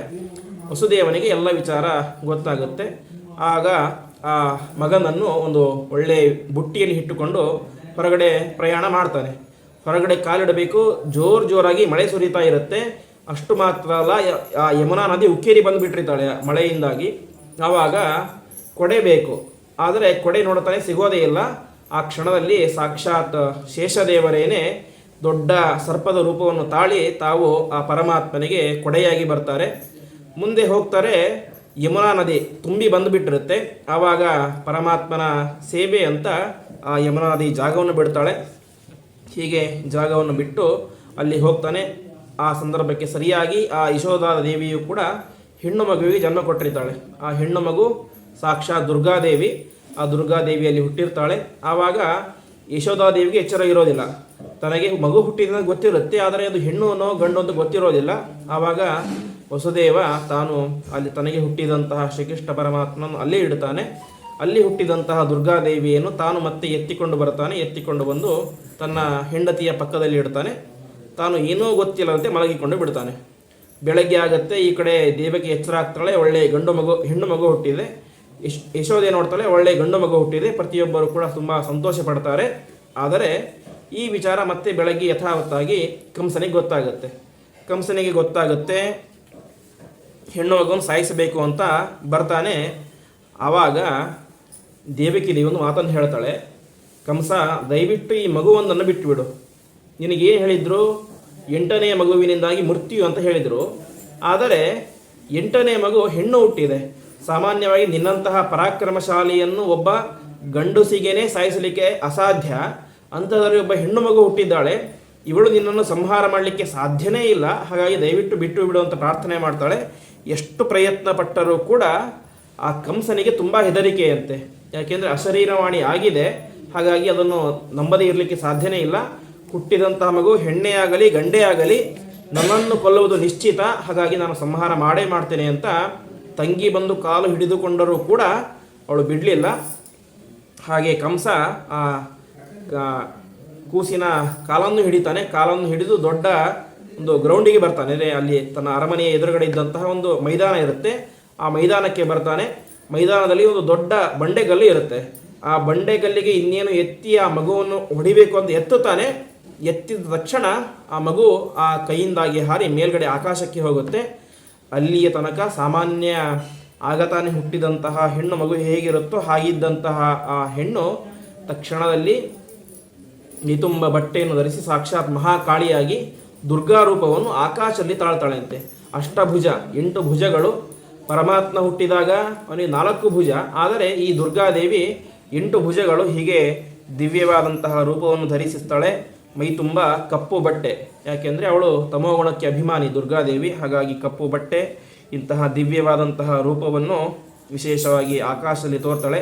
ಆಕಾಶದಲ್ಲಿ ತೋರಿ ಅವಳು ಹೇಳ್ತಾಳೆ, ನೀನು ಎಂಥ ಮೂರ್ಖ, ಯಾಕೆಂದರೆ ನನ್ನನ್ನು ಸಂಹಾರ ಮಾಡಬೇಕು ಅಂತ ನೀನು ನೋಡ್ತಾ ಇದ್ದೀಯ, ಆದರೆ ನಿನ್ನನ್ನು ಸಂಹಾರ ಮಾಡುವಂತಹ ವ್ಯಕ್ತಿ ಈಗಾಗಲೇ ಇನ್ನೊಂದು ಕಡೆ ಹುಟ್ಟಿ ಬೆಳೀತಾ ಇದ್ದಾನೆ ಎಂಬಂತಹ ಮಾತನ್ನು ಹೇಳಿ ತಾನು ಮಾಯಾಗಿ ಬಿಡ್ತಾಳೆ. ಆವಾಗ ಕಂಸನಿಗೆ ಇನ್ನಷ್ಟು ಟೆನ್ಷನ್ ಜಾಸ್ತಿ ಆಗುತ್ತೆ. ಯಾಕೆ ಅಂದರೆ ಇಲ್ಲಿ ತನಕ ಅವನಿಗೆ ಗೊತ್ತಿತ್ತು, ನನ್ನ ತಂಗಿಯ ಹೊಟ್ಟೆಯಲ್ಲಿ ಹುಟ್ಟುವಂತಹ ಮಗು ಏನಾಡುತ್ತೆ, ನನ್ನನ್ನು ಸಂಹಾರ ಮಾಡುತ್ತೆ ಅಂತ ಗೊತ್ತಿತ್ತು. ಹಾಗಾಗಿ ಹುಟ್ಟಿದ ತಕ್ಷಣ ಕೊಂದು ಬಿಡ್ತಾ ಇದ್ದ. ಆದರೆ ಈಗ ಅವನಿಗೆ ಗೊತ್ತೇ ಇಲ್ಲ, ಎಲ್ಲಿ ನನ್ನ ಮೃತ್ಯು ಹುಟ್ಟಿದೆ ಅಂತ ಗೊತ್ತಿಲ್ಲ. ಮೃತ್ಯು ಹುಟ್ಟಿದೆ ಅಂತ ಗೊತ್ತಿದೆ, ಎಲ್ಲಿ ಹುಟ್ಟಿದೆ ಅಂತ ಗೊತ್ತಿಲ್ಲ. ಹಾಗಾಗಿ ಏನು ಮಾಡೋದು ಅಂತ ತೋಚೋದಿಲ್ಲ. ಆವಾಗ ಅವನೇ ಮಾಡ್ತಾನೆ, ತನ್ನ ಸೇವಕರಿಗೆ ಆಜ್ಞೆ ಮಾಡ್ತಾನೆ, ಈ ನಮ್ಮ ರಾಜ್ಯದಲ್ಲಿ ಎಲ್ಲ ಕಡೆ ಸಂಚಾರ ಮಾಡಿ ಎಲ್ಲೆಲ್ಲಿ ನವಜಾತ ಶಿಶುಗಳು, ಈಗ ತಾನೇ ಹುಟ್ಟಿದಂಥ ಶಿಶುಗಳು ಇವೆಯೋ ಆ ಎಲ್ಲ ಶಿಶುಗಳನ್ನು ಕೂಡ ಹಿಂದೆ ಮುಂದೆ ಏನೂ ಯೋಚನೆ ಮಾಡಬೇಡಿ, ಎಲ್ಲರನ್ನು ಕೂಡ ಸಂಹಾರ ಮಾಡಿ ಅಂತ ಹೇಳ್ತಾನೆ. ಇಷ್ಟು ಆಜ್ಞೆ ಮಾಡಿ ಕಳಿಸ್ತಾನೆ. ಈ ಕಡೆ ತನ್ನ ತಂಗಿಯ ಹತ್ತಿರ ತಾನು ಅಳ್ಳಿಕ್ಕೆ ಶುರು ಮಾಡ್ತಾನೆ ಅಂತೆ. 8 ಮಕ್ಕಳನ್ನು ಸಂಹಾರ ಮಾಡಿದ್ದಾನೆ. ಸಂಹಾರ ಮಾಡಿ ಆ ಕಂಸ ಜೋರಾಗಿ ಅಳ್ಳಿಕ್ಕೆ ಶುರು ಮಾಡ್ತಾನೆ ಅಂತ. ಏನಂದರೆ, ದಯವಿಟ್ಟು ನನ್ನನ್ನು ಕ್ಷಮಿಸಿಬಿಡು ತಂಗಿ ಅಂತ. ಯಾಕೆಂದರೆ 8 ಜನ ನಿನ್ನ ಮಕ್ಕಳನ್ನು ಕೊಂದೆ, ಇಷ್ಟು ಕೊಂದರೂ ಕೂಡ ಅವನು ಹೇಳ್ತಾನೆ ಇದಕ್ಕೆ ನಾನು ಕಾರಣ ಅಲ್ಲ ಅಂತ. ಸ್ವಲ್ಪ ವೇದಾಂತ ಮಾತಾಡ್ತಾನೆ. ಇದಕ್ಕೆ ನಾನು ಕಾರಣ ಅಲ್ಲ, ಮತ್ತು ಯಾರು ಕಾರಣ ಅಂತ ಹೇಳಿದರೆ ಕಾಲಹ ಏವ ಕಾರಣ ಅಂತ. ಇದಕ್ಕೆಲ್ಲ ಕಾಲ ಕಾರಣ, ಟೈಮ್ ಕಾರಣ, ನಾನು ನಿಮಿತ್ತ ಮಾತ್ರ. ಯಾಕೆಂದರೆ ನಾವೆಲ್ಲರೂ ಕೂಡ ಮನುಷ್ಯರಾದವರು ಕಾಲದ ವಶದಲ್ಲಿ ಇರ್ತಾರೆ, ಟೈಮ್ನ ವಶದಲ್ಲಿ ಇರ್ತಾರೆ. ಹಾಗಾಗಿ ಇದು ಸಮಯ ಬಂದಿತ್ತು ನಿನ್ನ ಮಕ್ಕಳು ಸಾಯಬೇಕು ಅಂತ, ಅದಕ್ಕೆ ನಾನು ನಿಮಿತ್ತನಾಗಿದ್ದೇನೆ ಮಾತ್ರ ಎಂಬುದಾಗಿ ಹೇಳ್ತಾನೆ. ಮುಂದೆ ಹೇಳ್ತಾನೆ, ಹಾಗಾಗಿ ದಯವಿಟ್ಟು ನನ್ನನ್ನು ಕ್ಷಮಿಸುವಂತ ತಂಗಿಯ ಪಾದಕ್ಕೆ ನಮಸ್ಕಾರ ಮಾಡಿ ಜೋರಾಗಿ ಅಳ್ಳಿಕ್ಕೆ ಶುರು ಮಾಡ್ತಾನೆ ಅಂತೆ. ಈ ರೀತಿಯಾದಂತಹ ಸಾತ್ವಿಕ ಗುಣ ಅವನಲ್ಲಿ ಹೇಗೆ ಬಂತು ಅಂತ. ಯಾಕೆಂದರೆ ಆಗ ತಾನೇ ಹುಟ್ಟಿದಂತಹ ಮಕ್ಕಳನ್ನು ಸ್ವಲ್ಪ ಮುಟ್ಲಿಕ್ಕೆ ಹೆದರ್ತೇವೆ ನಾವು, ತುಂಬ ಕೋಮಲವಾಗಿರುತ್ತೆ ಅಂತ. ಅಂತಹದರಲ್ಲಿ ಆಗ ತಾನೇ ಹುಟ್ಟಿದಂತಹ ಸ್ವತಃ ತನ್ನ ಸೋದರ ಅಳಿಯಂದ್ರವರಾಗಬೇಕು 7 ಜನ. ತನ್ನ ತಂಗಿಯ ಮಕ್ಕಳನ್ನು ಯಾವುದೇ ಕಾರುಣ್ಯಲದಂತೆ ನೆಲಕ್ಕೆ ಅಪ್ಪಳಿಸಿ ಸಾಯಿಸಿದಂತಹ ಕಂಸನಂತಹ ಮಹಾದುಷ್ಟನಿಗೆ ಕಣ್ಣೀರು ಬರುವಂತೆ ಜೋರಾಗಿ ಹತ್ತು ತಾನು ತನ್ನ ತಪ್ಪಿಗೆ ಪ್ರಾಯಶ್ಚಿತ್ತ ಮಾಡಿಕೊಳ್ತಾನೆ. ಇಷ್ಟೆಲ್ಲ ಯಾಕೆ ಆಯಿತು ಅಂತ ಹೇಳಿದರೆ, ಆ ಕಂಸನಲ್ಲಿ ಜೀವದ್ವಯ ಆವೇಶ ಇತ್ತು ಅಂತೆ. ಒಂದು ಮಹಾದುಷ್ಟನಾದಂತಹ ಕಾಲನೇಮಿಯ ಆವೇಶ, ಇನ್ನೊಂದು ಭೃಗು ಋಷಿಗಳ ಅಂಶ ಇತ್ತು. ಹಾಗಾಗಿ ಆ ಭೃಗು ಋಷಿಗಳ ಸಾತ್ವಿಕ ಅಂಶ ಈಗ ಹೊರಗೆ ಬಂದು ತಾನು ಮಾಡಿದಂತಹ ತಪ್ಪಿಗೆ ತನ್ನ ತಂಗಿಯ ಕಾಲಿಗೇನೆ ಬಿದ್ದು ನಮಸ್ಕಾರವನ್ನು ಮಾಡಿ ಪ್ರಾಯಶ್ಚಿತ್ತವನ್ನು ಮಾಡಿಕೊಳ್ಳುತ್ತೆ. ಹೀಗೆ ಕಾಲನೇಮಿ ಮತ್ತು ಭೃಗು ಇಬ್ಬರ ಅಂಶ ಅವನಲ್ಲಿ ಇತ್ತು. ಅದರಿಂದಾಗಿ ಈ ರೀತಿಯಾದಂತಹ ಸಾತ್ವಿಕ ಗುಣ ಆವಾಗವಾಗ ಬರ್ತಾ ಇತ್ತು. ಆವಾಗ ದೇವಕಿ ದೇವಿನೂ ಕೂಡ ಸ್ವಲ್ಪ ಬೇಸರ ಆಗುತ್ತೆ, ಏನಿದ್ದರೂ ಕೂಡ ತನ್ನ ಮಕ್ಕಳನ್ನು ಕೊಂದಿದ್ದಾನೆ ಅಂತ. ಆದರೆ ಎಷ್ಟಿದ್ದರೂ ಕೂಡ ತನ್ನ ಅಣ್ಣ ಎನ್ನುವಂತಹ ಪ್ರೀತಿ ಅದು ಗಾಢವಾಗಿ ಒಳಗಡೆ ಗಟ್ಟಿಯಾಗಿರುತ್ತೆ. ಆವಾಗ ಅವಳು ಹೇಳ್ತಾಳೆ, ನೀನು ವಾಸ್ತವಿಕವಾಗಿ ನನ್ನ ಮಕ್ಕಳನ್ನು ಕೊಂದದ್ದೆಲ್ಲ ನೀನೇ, ಆದರೆ ನೀನು ಯಾವುದನ್ನು ಕೂಡ ಸ್ವತಂತ್ರವಾಗಿ ಮಾಡಲಿಕ್ಕೆ ಸಾಧ್ಯ ಇಲ್ಲ. ಯಾಕೆಂದರೆ ಇದಕ್ಕೆಲ್ಲ ಪ್ರಧಾನ ಕಾರಣ ಯಾರು? ಅವರವರು ಮಾಡಿದಂತಹ ಹಿಂದಿನ ಕರ್ಮಗಳು. ಅವರ ಕರ್ಮ ಆ ರೀತಿಯಾಗಿತ್ತು, ಹಾಗಾಗಿ ಅವರೆಲ್ಲ ಸತ್ತು ಹೋದರು. ಹಾಗಾಗಿ ನೀನು ಕಾರಣ ಅಲ್ಲ, ನೀನು ನಿಮಿತ್ತ ಮಾತ್ರ. ಒಬ್ಬ ವ್ಯಕ್ತಿ ಹುಟ್ಟಿದ ತಕ್ಷಣ ಸಾಯಬೇಕು ಅಂತ ಹೇಳಿದರೆ ಅದಕ್ಕೆ ಒಬ್ಬ ಸಾಯಿಸುವಂಥ ವ್ಯಕ್ತಿ ಬೇಕಾಗಿತ್ತು, ಅದಕ್ಕೆ ನೀನು ಸಿಕ್ಕಿ ಅಷ್ಟೇ ಕಾಲಕ್ಕೆ. ಹಾಗಾಗಿ ನೀನೇನು ಕಾರಣ ಅಲ್ಲ, ನೀನೇನು ಚಿಂತೆ ಮಾಡಬೇಡ ಎಂಬುದಾಗಿ ಹೇಳ್ತಾಳೆ. ಮತ್ತೆ ಮುಂದೆ ಹೇಳ್ತಾಳೆ, ಮನುಷ್ಯ ಒಬ್ಬ ಹುಟ್ಟಿದ ಅಂತ ಹೇಳಿದರೆ ಅದು ಸಾಯಕ್ಕೋಸ್ಕರನೇ ಹುಟ್ಟಿದ್ದಾನೆ ಅಂತ. ಹಾಗಾಗಿ ನಾಳೆ ಸಾಯಬೇಕಾದ್ರೆ ಇವತ್ತು ಸತ್ತಿದ್ದಾರೆ ಅಷ್ಟೇ, ನೀನು ಚಿಂತೆ ಮಾಡಬೇಡ ಅಂತ ಆ ದೇವಕಿ ದೇವಿನೂ ಕೂಡ ತನ್ನ ಅಣ್ಣನ ಮೇಲೆ ಕಿಂಚಿತ್ತೂ ಕೂಡ ಸಿಟ್ಟು ಮಾಡ್ಕೊಳ್ಳಿಲ್ಲ. ಹೊರತು ತಾನೂ ಕೂಡ ಅವನಿಗೆ ಸಮಾಧಾನವನ್ನು ಮಾಡ್ತಾ, ದುಃಖ ಪಡಬೇಡ, ನನಗೆ ದುಃಖ ಉಂಟಾಗಿದೆ, ಅದೇ ದುಃಖ ಅದು ಮುಂದೆ ಪರಿಹಾರ ಆಗುತ್ತೆ. ಯಾವ ದುಃಖವೂ ಕೂಡ ಶಾಶ್ವತ ಅಲ್ಲ, ಯಾವ ಸುಖವೂ ಶಾಶ್ವತ ಅಲ್ಲ, ಹಾಗಾಗಿ ಚಿಂತೆ ಮಾಡಬೇಡ, ನಾನು ಸರಿಯಾಗ್ತೇನೆ ಅಂತ ಹೇಳ್ತಾಳೆ ಅಂತೆ.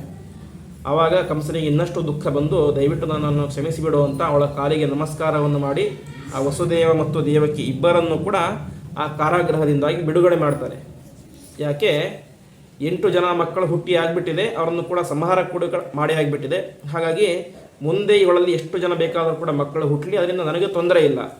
ನನಗೆ ತೊಂದರೆ ಇರೋದು ಯಾರಿಂದ, ಈಗ ತಾನೇ ಒಂದು ಶಿಶು ಎಲ್ಲೋ ಒಂದು ಹುಟ್ಟಿದೆ, ಅದರಿಂದಾಗಿ ನನಗೆ ತೊಂದರೆ ಇದೆ. ಇವಳ ಮಕ್ಕಳನ್ನು ಬಿಟ್ಟು ಬೇರೆ ಎಲ್ಲ ಶಿಶುಗಳನ್ನು ಕೂಡ ನಾನು ಸಂಹಾರ ಮಾಡಬೇಕು ಅಂತ ತೀರ್ಮಾನ ಮಾಡಿ ಅನೇಕ ಜನ ರಾಕ್ಷಸರು, ಪೂತನ ಮುಂತಾದಂತಹ ಅನೇಕ ಜನ ರಾಕ್ಷಸರನ್ನು ಕಳಿಸಿ ಆಗ ತಾನೇ ಹುಟ್ಟಿದಂತಹ ಎಲ್ಲ ಶಿಶುಗಳನ್ನು ಕೂಡ ಸಂಹಾರ ಮಾಡಿಸ್ತಾ ಇರ್ತಾನೆ. ಹೀಗೆ ಸಂಹಾರ ಮಾಡಿಸಬೇಕಾದ್ರೆ ಈ ಹರಿವಂಶದಲ್ಲಿ ಸ್ವಲ್ಪ ವ್ಯತ್ಯಾಸ ಆಗುತ್ತೆ. ಆ ಭಾಗವತದಲ್ಲಿ ನೋಡಿದಾಗ ಪೂತನೆಯನ್ನು ಪರಮಾತ್ಮ ಮೊದಲು ಸಂಹಾರ ಮಾಡಿದ, ಅನಂತರ ಶಕಟಾಸುರನ ಸಂಹಾರ ಮಾಡಿದ ಅಂತ ಹೇಳ್ತಾರೆ. ಆದರೆ ಈ ಹರಿವಂಶದಲ್ಲಿ ಶಕಟಾಸುರನ ಸಂಹಾರ ಮೊದಲಾಯಿತು, ಅನಂತರ ಯಾವರ ಸಂಹಾರ, ಪೂತನೆಯ ಸಂಹಾರ ಆಯಿತು ಅಂತ ಹೇಳ್ತಾರೆ. ಅದಕ್ಕೆ ನಮ್ಗೆ ಸಂದೇಹ ಬರುತ್ತೆ, ಯಾವುದು ಮೊದಲಾಯಿತು ಅಂತ. ಅದಕ್ಕೆ ಆಚಾರ್ಯರು ಮಹಾಭಾರತ ತಾತ್ಪರ್ಯ ನಿರ್ಣಯದಲ್ಲಿ ಹೇಳ್ತಾರೆ, ಪೂತನೆಯ ಸಂಹಾರವೇ ಮೊದಲಾಗಿದ್ದು ಅಂತ. ಆದರೆ ಪುರಾಣಗಳಲ್ಲಿ ಕೆಲವೊಂದು ಕಥೆಯನ್ನು ಆಯಾ ಸಂದರ್ಭಕ್ಕೆ ತಕ್ಕಂತೆ ಹೇಳ್ಕೊಂಡು ಹೋಗ್ತಾರೆ. ನಾವು ವಾಸ್ತವಿಕವಾಗಿ ನೋಡಿದರೆ ಈ ಶ್ರೀಕೃಷ್ಣ ಪರಮಾತ್ಮನ ಅವತಾರ ಆದ ಮೇಲೆ ಯಾವ ಸತ್ರಾಜಿತ್ ಸ್ಯಮಂತಕ ಮಣಿಯ ಕಥೆ ಬರುತ್ತೆ. ಆದರೆ ಹರಿವಂಶದಲ್ಲಿ ಸ್ಯಮಂತಕ ಮಣಿಯ ಉಪಾಖ್ಯಾನ ಬರುವುದು ಇದಕ್ಕಿಂತ 6 ಅಧ್ಯಾಯಗಳ ಮುಂಚೆ. ಶ್ರೀಕೃಷ್ಣ ಪರಮಾತ್ಮ ಅವತಾರ ಮಾಡೋದಕ್ಕಿಂತ 6-7 ಅಧ್ಯಾಯಗಳ ಮುಂಚೆಯೇ ಸತ್ರಾಜಿತನ ಕಥೆ ಬರುತ್ತೆ. ಹೀಗೆ ಪುರಾಣಗಳಲ್ಲಿ ಸ್ವಲ್ಪ ಆ ಕಡೆ ಈ ಕಡೆ ವ್ಯತ್ಯಾಸ ಮಾಡಿ ಹೇಳಿರ್ತಾರೆ ಕಾಲಕ್ಕೆ ಅನುಗುಣವಾಗಿ. ಅದೇ ಪ್ರಧಾನವಾಗಿ ನಡೆದಿದ್ದು ಹೇಗೆ, ಮೊದಲು ಪೂತನೆಯ ಸಂಹಾರ, ಅನಂತರ ಶಕಟಾಸುರನ ಸಂಹಾರ ಅಂತ ಆಚಾರ್ಯರು ನಮಗೆ ಉಪದೇಶ ಮಾಡ್ತಾರೆ. ಹೀಗೆ ಪರಮಾತ್ಮ ತಾನು ಅವತಾರ ಮಾಡಿದ ಮೇಲೆ ಮಾಡಿದಂತಹ ಮೊದಲ ದುಷ್ಟರ ಸಂಹಾರ ಅಂತ ಹೇಳಿದರೆ ಅದು ಪೂತನೆಯ ಸಂಹಾರ. ಪೂತನಾದೇವಿ ತಾನು ಒಳ್ಳೆ ಹೆಣ್ಣಿನ ರೂಪವನ್ನು ಧರಿಸಿಕೊಂಡು ಆ ನಂದಗೋಪನ ಮನೆಗೆ ಬರ್ತಾಳೆ. ನಂದಗೋಪನ ಮನೆಗೆ ಬರ್ತಾಳೆ, ಯಾರೂ ಇರೋದಿಲ್ಲ, ಒಬ್ಬ ಪುಟ್ಟ ಮಗು ಮಾತ್ರ ಅಲ್ಲಿ ಮಲಗಿರುತ್ತೆ. ಅವನಿಗೆ ತಾನು ಹಾಲನ್ನು ಕೊಡಬೇಕು ಅಂತ ಹಾಲಿಗೆ ತನ್ನ ಸ್ತನಗಳಿಗೆ ಆ ವಿಷವನ್ನು ಹಚ್ಚಿಕೊಂಡು ಹಾಲನ್ನು ಉಣಿಸ್ತಾಳೆ. ಕೊನೆಗೆ ಆ ಪರಮಾತ್ಮ ಅವಳ ಪ್ರಾಣವನ್ನೇ ಅಪಹಾರ ಮಾಡಿ ಅದನ್ನು ಸಂಹಾರ ಮಾಡ್ತಾನೆ. ಇಲ್ಲಿಯ ತನಕ ಒಬ್ಬ ಸಾಮಾನ್ಯ ಸ್ತ್ರೀಯ ವೇಷದಲ್ಲಿ ಇದ್ಲು ಪೂತನೆ. ಆದರೆ ಯಾವಾಗ ಅವಳ ಸಂಹಾರ ಆಯಿತೋ ಆವಾಗ ಅವಳು ದೊಡ್ಡ ರಾಕ್ಷಸಿಯ ವೇಷವನ್ನು ಧಾರಣೆ ಮಾಡಿಕೊಂಡು ಬಿದ್ದು ಬಿಡ್ತಾಳೆ ಅಂತೆ. ಹೀಗೆ ಆ ಪೂತನೆ ಬಿದ್ದು ಬಿಡ್ತಾಳೆ. ಬಿದ್ದು ಬಿಟ್ಟಾಗ ಸರಿ, ಇನ್ನೇನು ಮಾಡಬೇಕು, ಅವಳ ದೇಹವನ್ನು ಸುಡಬೇಕು ಅಂತ ಸ್ವಲ್ಪ ಆ ಕಡೆ ಈ ಕಡೆ ಅಲುಗಾಡಿಸ್ಲಿಕ್ಕೆ ಅಂತ ನೋಡ್ತಾರೆ. ಆದರೆ ಆ ಪೂತನೆಯ ದೇಹವನ್ನು ಅಲುಗಾಡಿಸ್ಲಿಕ್ಕೆ ಸಾಧ್ಯ ಆಗೋದಿಲ್ಲಂತೆ. ಅಷ್ಟು ಬೃಹತ್ತಾದಂತಹ ಒಂದು ಪರ್ವತ ಹೇಗೆ ದೊಡ್ಡದಿರುತ್ತೋ ಅಷ್ಟು ಬೆಟ್ಟದಂತೆ ದೊಡ್ಡ ಶರೀರ ಪೂತನೆಯ ಶರೀರ. ಸರಿ, ಅದನ್ನು ಅಲ್ಲೇ ಇಟ್ಕೊಳ್ಳಿಕ್ಕೆ ಆಗೋದಿಲ್ಲ. ಯಾಕೆ, ಶವ ಬಿದ್ದಿದೆ ಮನೆ ಮುಂದೆ. ಇನ್ನೇನು ಮಾಡಬೇಕು, ಸುಡಬೇಕು ಅಂತ ಹೇಳಿದರೆ ಮನೆ ಮುಂದೆ ಸುಡಲಿಕ್ಕೆ ಆಗೋದಿಲ್ಲ. ಇನ್ನೊಂದು ಕಡೆ ಹೋಗಿ ಸುಡಬೇಕು, ಆದರೆ ಅದನ್ನು ಅಲುಗಾಡಿಸ್ಲಿಕ್ಕೆ ಸಾಧ್ಯ ಆಗ್ತಾ ಇಲ್ಲ. ಕೊನೆಗೆ ಏನು ಮಾಡಬೇಕು ಅಂತ ಯೋಚನೆ ಮಾಡ್ತಾರೆ. ಕೊನೆಗೆ ಆ ಕಟ್ಟಿಗೆಯನ್ನು ಕೊಯ್ಯುವಂತಹ ಗರಗಸ ಏನಿರುತ್ತಲ್ಲ, ಆ ಗರಗಸವನ್ನು ತಂದು ಈ ಪೂತನೆಯ ದೇಹವನ್ನು ಒಂದೊಂದು ತುಂಡು ತುಂಡಾಗಿ ಕಟ್ಟು ಮಾಡಿ ಅನಂತರ ಸ್ಮಶಾನಕ್ಕೆ ತೆಗೆದುಕೊಂಡು ಹೋಗಿ ದೇಹವನ್ನು ಸುಡ್ತಾರೆ. ಸುಟ್ಟು ವಾಪಸ್ ಬರ್ತಾ ಇರ್ತಾರೆ. ಆ ಪೂತನೆಯ ದೇಹದಿಂದಾಗಿ ಒಳ್ಳೆಯ ಸುಗಂಧ ಬರಲಿಕ್ಕೆ ಶುರುವಾಗುತ್ತೆ ಅಂತೆ, ಒಳ್ಳೆಯ ಪರಿಮಳದ ವಾಸನೆ, ಒಂದು ಹೂವಿನ ವಾಸನೆ ಬರಲಿಕ್ಕೆ ಶುರುವಾಗುತ್ತೆ. ಆವಾಗ ಅವರಿಗೆ ಆಶ್ಚರ್ಯ ಆಗುತ್ತೆ, ಇದು ಇವಳು ನೋಡಿದರೆ ದೊಡ್ಡ ರಾಕ್ಷಸಿ, ಇಂತಹ ಭಯಾನಕ ಶರೀರ ಇದೆ, ಇವಳ ದೇಹವನ್ನು ಸುಟ್ಟರೆ ಇಂತಹ ಪರಿಮಳ ಹೇಗೆ ಬರ್ತಾ ಇದೆ ಅಂತ ಅವರಿಗೆ ಗೊತ್ತಾಗೋದೇ ಇಲ್ಲ. ಸುಮ್ಮನೆ ತಮ್ಮನೆ ಹೋಗ್ಬಿಡ್ತಾರೆ. ಅದಕ್ಕೆ ಕಾರಣ ಏನು ಅಂತ ಮಧ್ವಾಚಾರ್ಯರು ಇದರಲ್ಲಿ ಹೇಳ್ತಾರೆ. ಯಾವ ಮಹಾಭಾರತ ತಾತ್ಪರ್ಯ ನಿರ್ಣಯದಲ್ಲಿ ಅವಳಲ್ಲಿಯೂ ಕೂಡ ಜೀವದ್ವಯ ವೇಷ ಇತ್ತು ಅಂತೆ. ಒಂದು ತಾಟಕ ಎಂಬಂತಹ ರಾಕ್ಷಸಿ ಅವಳು ವಾಸವಾಗಿದ್ದಳು ಅವಳ ಶರೀರದಲ್ಲಿ. ಇನ್ನೊಂದು ಸಾತಾಟಕ ಊರ್ವಶಿ ಸಂಪ್ರವಿಷ್ಟ ಅಂತ, ಊರ್ವಶಿ ಕೂಡ ಅವಳ ದೇಹದಲ್ಲಿ ವಾಸವಾಗಿದ್ಲು ಅಂತೆ. ನಾವು ಹಿಂದೆ ಕೇಳಿದ್ದೇವೆ ಊರ್ವಶಿಯ ವೃತ್ತಾಂತವನ್ನು. ಪರಮಾತ್ಮನ ತೊಡೆಯಿಂದಾಗಿ ಹುಟ್ಟಿದಂತಹ ಊರ್ವಶಿ ಅಪ್ಸರಾ ಸ್ತ್ರೀ ಅಂತ. ಹೀಗೆ ಅವಳಲ್ಲಿ ಕೂಡ ಜೀವದ್ವಯಾವೇಶ ಇತ್ತು. ಹಾಗಾಗಿ ಅವಳನ್ನು ಕೊಂದಾಗ ಆ ಊರ್ವಶಿಯ ಸ್ವಭಾವವು ಅವಳಲ್ಲಿತ್ತು. ಅದರಿಂದಾಗಿ ಒಳ್ಳೆಯ ಸುವಾಸನೆ ಬಂತು ಎಂಬುದಾಗಿ ಹೇಳ್ತಾರೆ. ಹೀಗೆ ಅವಳ ವಧೆಯಾಗುತ್ತೆ. ಅನಂತರ ಪರಮಾತ್ಮ ತಾನು ಅನೇಕ ಜನ ರಾಕ್ಷಸ ಸ್ತ್ರೀಯರ ಎಲ್ಲರ ಸಂಹಾರವನ್ನು ಮಾಡಿ ಮುಂದೆ ಅವರೆಲ್ಲರಿಗೂ ಕೂಡ ರಾಜ ಯಾರು ಅಂತ ಹೇಳಿದರೆ ಕಂಸ ಅಂತೆ. ಆ ದುಷ್ಟರಿಗೆಲ್ಲ ರಾಜ ಕಂಸ. ತಾನು ಪ್ರತಿಯೊಬ್ಬರನ್ನು ಕೂಡ ಇನ್ನೊಬ್ಬರನ್ನು ಸಂಹಾರ ಮಾಡಬೇಕು, ಇನ್ನೊಬ್ಬರನಿಗೆ ಕಾಟವನ್ನು ಕೊಡಬೇಕು ಅಂತಲೇ ಕಳಿಸ್ತಾ ಇದ್ದ. ಹೀಗೆ ಆ ಕಂಸನ ವಿಶೇಷವಾದಂತಹ ಸಂಹಾರವನ್ನು ಮಾಡಿ ಎಲ್ಲ ಆಗುತ್ತೆ. ಕೊನೆಗೆ ಪರಮಾತ್ಮನ ಮೊದಲನೆಯ ವಿವಾಹ ಸಂದರ್ಭ. ಪರಮಾತ್ಮ ಇಲ್ಲಿ ಇಷ್ಟು ರಾಕ್ಷಸರನ್ನು ಸಂಹಾರ ಮಾಡಿರ್ತಾನೆ, ಎಲ್ಲರನ್ನು ಸಂಹಾರ ಮಾಡಿರ್ತಾನೆ. ಆದರೆ ಇದೆಲ್ಲವೂ ಕೂಡ ಮಾಡಿದ್ದು ಯಾವಾಗ ಅಂತ ಹೇಳಿದರೆ ಕೇವಲ ತನ್ನ 14 ವರ್ಷ ವಯಸ್ಸಿನ ಒಳಗೆ ಅಂತೆ. 14 ವರ್ಷದ ವಯಸ್ಸಿನ ಒಳಗೇನೆ ಅವನು ಕಂಸ, ಪೂತನೆ ಮುಂತಾದಂತಹ ಎಲ್ಲ ದುಷ್ಟರನ್ನು ಕೂಡ ಸಂಹಾರ ಮಾಡಿರ್ತಾನೆ. ಇಷ್ಟೆಲ್ಲ ಆಯಿತು. ಕೊನೆಗೆ ಭೀಷ್ಮಕ ರಾಜ, ಯಾವ ರುಕ್ಮಿಣಿ ದೇವಿಯ ತಂದೆ, ಅವನು ಒಂದು ಸ್ವಯಂವರವನ್ನು ಏರ್ಪಾಡು ಮಾಡ್ತಾನೆ. ತನಗೆ ತನ್ನ ಮಗಳಿಗೆ ಯೋಗ್ಯ ವರ ಬೇಕು ಅಂತ ಒಂದು ಸ್ವಯಂವರವನ್ನು ಏರ್ಪಾಡು ಮಾಡ್ತಾನೆ. ಆವಾಗ ಅಲ್ಲಿಗೆ ತುಂಬ ಜನ ಬಂದಿರ್ತಾರೆ, ರಾಜರೆಲ್ಲರೂ ಕೂಡ. ಈ ಜರಾಸಂಧ, ಶಿಶುಪಾಲ, ದಂತವಕ್ರ ಎಂಬಂತಹ ಮಹಾ ರಾಜರು ಬಂದಿರ್ತಾರೆ. ಬಂದಂತಹ ಎಲ್ಲ ರಾಜರು ಕೂಡ ಅವರಿಗೆ ಏನು ಆಸೆ, ಏನಾದರೂ ಮಾಡಿ ಈ ರುಕ್ಮಿಣಿಯನ್ನು ಮದುವೆಯಾಗಬೇಕು ಅಂತ. ಯಾಕೆಂದರೆ ರುಕ್ಮಿಣಿ ಸಾಕ್ಷಾತ್ ಲಕ್ಷ್ಮೀದೇವಿಯ ಸ್ವರೂಪ, ತ್ರಿಭುವನ ಸುಂದರಿ. ಹಾಗಾಗಿ ಅವಳ ಮೇಲೆ ಎಲ್ಲರಿಗೂ ಕಣ್ಣಿರುತ್ತೆ. ಆವಾಗ ಶ್ರೀಕೃಷ್ಣ ಪರಮಾತ್ಮ ಬರ್ತಾನೆ ಅಂತೆ. ಬಂದು ಭೀಷ್ಮಕ ರಾಜನನ್ನು ಸ್ವಲ್ಪ ದೂರ ಕರೆದುಕೊಂಡು ಹೋಗ್ತಾನೆ ಅಂತೆ. ಕರೆದುಕೊಂಡು ಹೋಗಿ ತನ್ನ ನಿಜವಾದಂತಹ ಸ್ವರೂಪವನ್ನೆಲ್ಲ ಅವನಿಗೆ ತೋರಿಸಿ, ನಾನು ಸಾಕ್ಷಾತ್ ಪರಮಾತ್ಮ ಆಗಿದ್ದೇನೆ, ನಿನ್ನ ಮಗಳು ಯಾವುದೋ ಸಾಮಾನ್ಯ ಹೆಣ್ಣಲ್ಲ, ಅವಳು ಸಾಕ್ಷಾತ್ ಲಕ್ಷ್ಮೀದೇವಿ. ಹಾಗಾಗಿ ಅವಳನ್ನು ಮದುವೆ ಅಂತ ಆದರೆ ನಾನೇ ಆಗಬೇಕು. ಹಾಗಾಗಿ ಅವಳೊಂದಿಗೆ ಸ್ವಯಂವರ ಮಾಡಬೇಡ ಅಂತ ಅವಳಿಗೆ ಉಪದೇಶ ಮಾಡ್ತಾನೆ. ಸರಿ ಅಂತ ಭೀಷ್ಮಕ ರಾಜ ಒಪ್ಪಿ ಅರಮನೆಗೆ ಬರ್ತಾನೆ. ಅರಮನೆಗೆ ಬಂದು ಹೇಳ್ತಾನೆ, ಇವತ್ತಿನ ಸ್ವಯಂವರ ಕ್ಯಾನ್ಸಲ್ ಆಗಿದೆ, ನಾನು ನನ್ನ ಮಗಳನ್ನು ಯಾರಿಗೂ ಕೂಡ ಕೊಡೋದಿಲ್ಲ ಅಂತ ಅನೌನ್ಸ್ ಮಾಡ್ತಾನೆ ಅಂತೆ. ಯಾಕೆ ಅಂತ ವಿಚಾರ ಮಾಡ್ತಾರೆ. ಆವಾಗ ಹೇಳ್ತಾನೆ ಈ ರೀತಿಯಾಗಿ ಅಂತ. ಆವಾಗ ಅವರೆಲ್ಲರೂ ಕೂಡ ಅವನ ಮೇಲೆ ಆಕ್ರಮಣ ಮಾಡಲಿಕ್ಕೆ ಬರ್ತಾರೆ, ಭೀಷ್ಮಕ ರಾಜನ ಮೇಲೆ. ನಮಗೆಲ್ಲರಿಗೂ ಕೂಡ ಆಸೆ ಹುಟ್ಟಿಸಿ ಸ್ವಯಂವರಕ್ಕೆ ಅಂತ ಕರೆದಿದ್ದೀಯಾ, ಈಗ ನೋಡಿದರೆ ಸ್ವಯಂವರ ಮಾಡಲ್ಲ ಅಂತ ಹೇಳ್ತಾ ಇದ್ದೀಯಾ ಅಂತ. ಆವಾಗ ಶ್ರೀಕೃಷ್ಣ ಪರಮಾತ್ಮ ಅವರೆಲ್ಲರನ್ನು ಕೂಡ ಸೋಲಿಸಿ ತಾನು ಅವನಿಗೆ ಅಭಯವನ್ನು ಕೊಡ್ತಾನೆ. ನೀನೇನು ಚಿಂತೆ ಮಾಡಬೇಡ, ನಾನಿದ್ದೇನೆ ಅಂತ. ಇಷ್ಟೆಲ್ಲ ಆಗಿ ಸುಮಾರು ಅನೇಕ ವರ್ಷಗಳಾಗುತ್ತೆ. ಕೊನೆಗೆ ಭೀಷ್ಮಕ ರಾಜನ ಮಗ ಇರ್ತಾನೆ, ರುಗ್ಮಿ ಅಂತ. ಅವನು ಬೆಳೆದ ಒಂದು ವಯಸ್ಸಿಗೆ ಬರ್ತಾನೆ. ಅವನಿಗೆ ಏನು ಆಸೆ ಅಂತ ಹೇಳಿದ್ರೆ ತಾನೂ ಕೂಡ ತುಂಬ ಫೇಮಸ್ ಆಗಬೇಕು ಅಂತ. ಫೇಮಸ್ ಆಗಬೇಕಂತ ಏನು ಮಾಡಬೇಕು, ಆಗ ಫೇಮಸ್ ಯಾರಾಗಿರ್ತಾರೋ ಅವ್ರ ಜೊತೆ ಫ್ರೆಂಡ್ಶಿಪ್ ಮಾಡಬೇಕು ಅಂತ.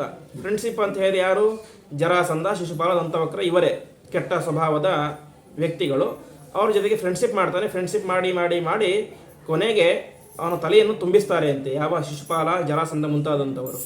ಜರಾಸಂಧ ಹೇಳ್ತಾನೆ, ನೀನು ಇವತ್ತು ಒಂದು ಪೊಲಿಟಿಕಲ್ ಆಗಿ ಒಂದು ಒಳ್ಳೆ ಸ್ಟೇಜಲ್ಲಿ ಇದೆಯಾ, ನೀನು ಇನ್ನಷ್ಟು ದೊಡ್ಡ ಚಕ್ರವರ್ತಿ ಆಗಬೇಕು ಅಂತ ಹೇಳಿದ್ರೆ ನಿನ್ನ ತಂಗಿಯನ್ನು ಶಿಶುಪಾಲನಿಗೆ ಕೊಟ್ಟು ಮದುವೆ ಮಾಡು, ಆವಾಗ ನಿನ್ನನ್ನು ನಾವು ಇನ್ನೊಂದು ಒಳ್ಳೆ ಸ್ಟೇಜ್ ಕರ್ಕೊಂಡು ಹೋಗ್ತೀವಿ ಅಂತ. ಆವಾಗ ರುಕ್ಮಿ ಹೇಳ್ತಾನೆ, ಇಲ್ಲ ಅದು ಸಾಧ್ಯ ಇಲ್ಲ, ಯಾಕೆಂದರೆ ನನ್ನ ತಂದೆ ಈಗಾಗಲೇ ಮಾತು ಕೊಟ್ಬಿಟ್ಟಿದ್ದಾನೆ ಕೃಷ್ಣನಿಗೆ, ನನ್ನ ಮಗಳನ್ನು ಕೊಟ್ಟರೆ ನಿನಗೇ ಕೊಡ್ತೇನೆ ಅಂತ, ಹಾಗಾಗಿ ಅದು ಸಾಧ್ಯ ಇಲ್ಲ ಅಂತ ಹೇಳ್ತಾನೆ. ಆವಾಗ ಜರಾಸಂಧ ಹೇಳ್ತಾನೆ, ನೀನೇನು ಹೆದರಬೇಡ, ನನ್ನಂತಹ ಮಹಾಪರಾಕ್ರಮಶಾಲಿ ಇದ್ದೇನೆ, ಶಿಶುಪಾಲ ಇದ್ದಾನೆ, ದಂತವಕ್ರ ಇದ್ದಾನೆ, ನನ್ನ ಮಕ್ಕಳಿದ್ದಾರೆ. ಹೀಗೆ ಪ್ರತಿಯೊಬ್ಬರೂ ಕೂಡ ದೊಡ್ಡ ದೊಡ್ಡ ಒಂದು ಅಕ್ಷೋಹಿಣಿ ಸೈನ್ಯಕ್ಕೆ ಸಮಾನರಾದಂತಹ ಮಹಾಪರಾಕ್ರಮಶಾಲಿಗಳು. ನಾವೆಲ್ಲರೂ ಕೂಡ ಸೇರಿ ಕೃಷ್ಣನನ್ನು ಎದುರಿಸ್ತೇವೆ, ನೀನು ಮಾತ್ರ ನಿನ್ನ ತಂಗಿಯನ್ನು ಕೊಟ್ಟು ಮದುವೆ ಮಾಡು, ಇದರಿಂದಾಗಿ ನಿನಗೆ ಲಾಭ ಜಾಸ್ತಿ ಅಂತ, ನಿನಗೆ ರಾಜಕೀಯವಾಗಿ ಒಳ್ಳೆಯ ಲಾಭ ಬರುತ್ತೆ, ಹಾಗಾಗಿ ನಿನ್ನ ತಂಗಿಯನ್ನು ಕೊಟ್ಟು ಮದುವೆ ಮಾಡು ಅಂತ ಹೇಳ್ತಾನೆ.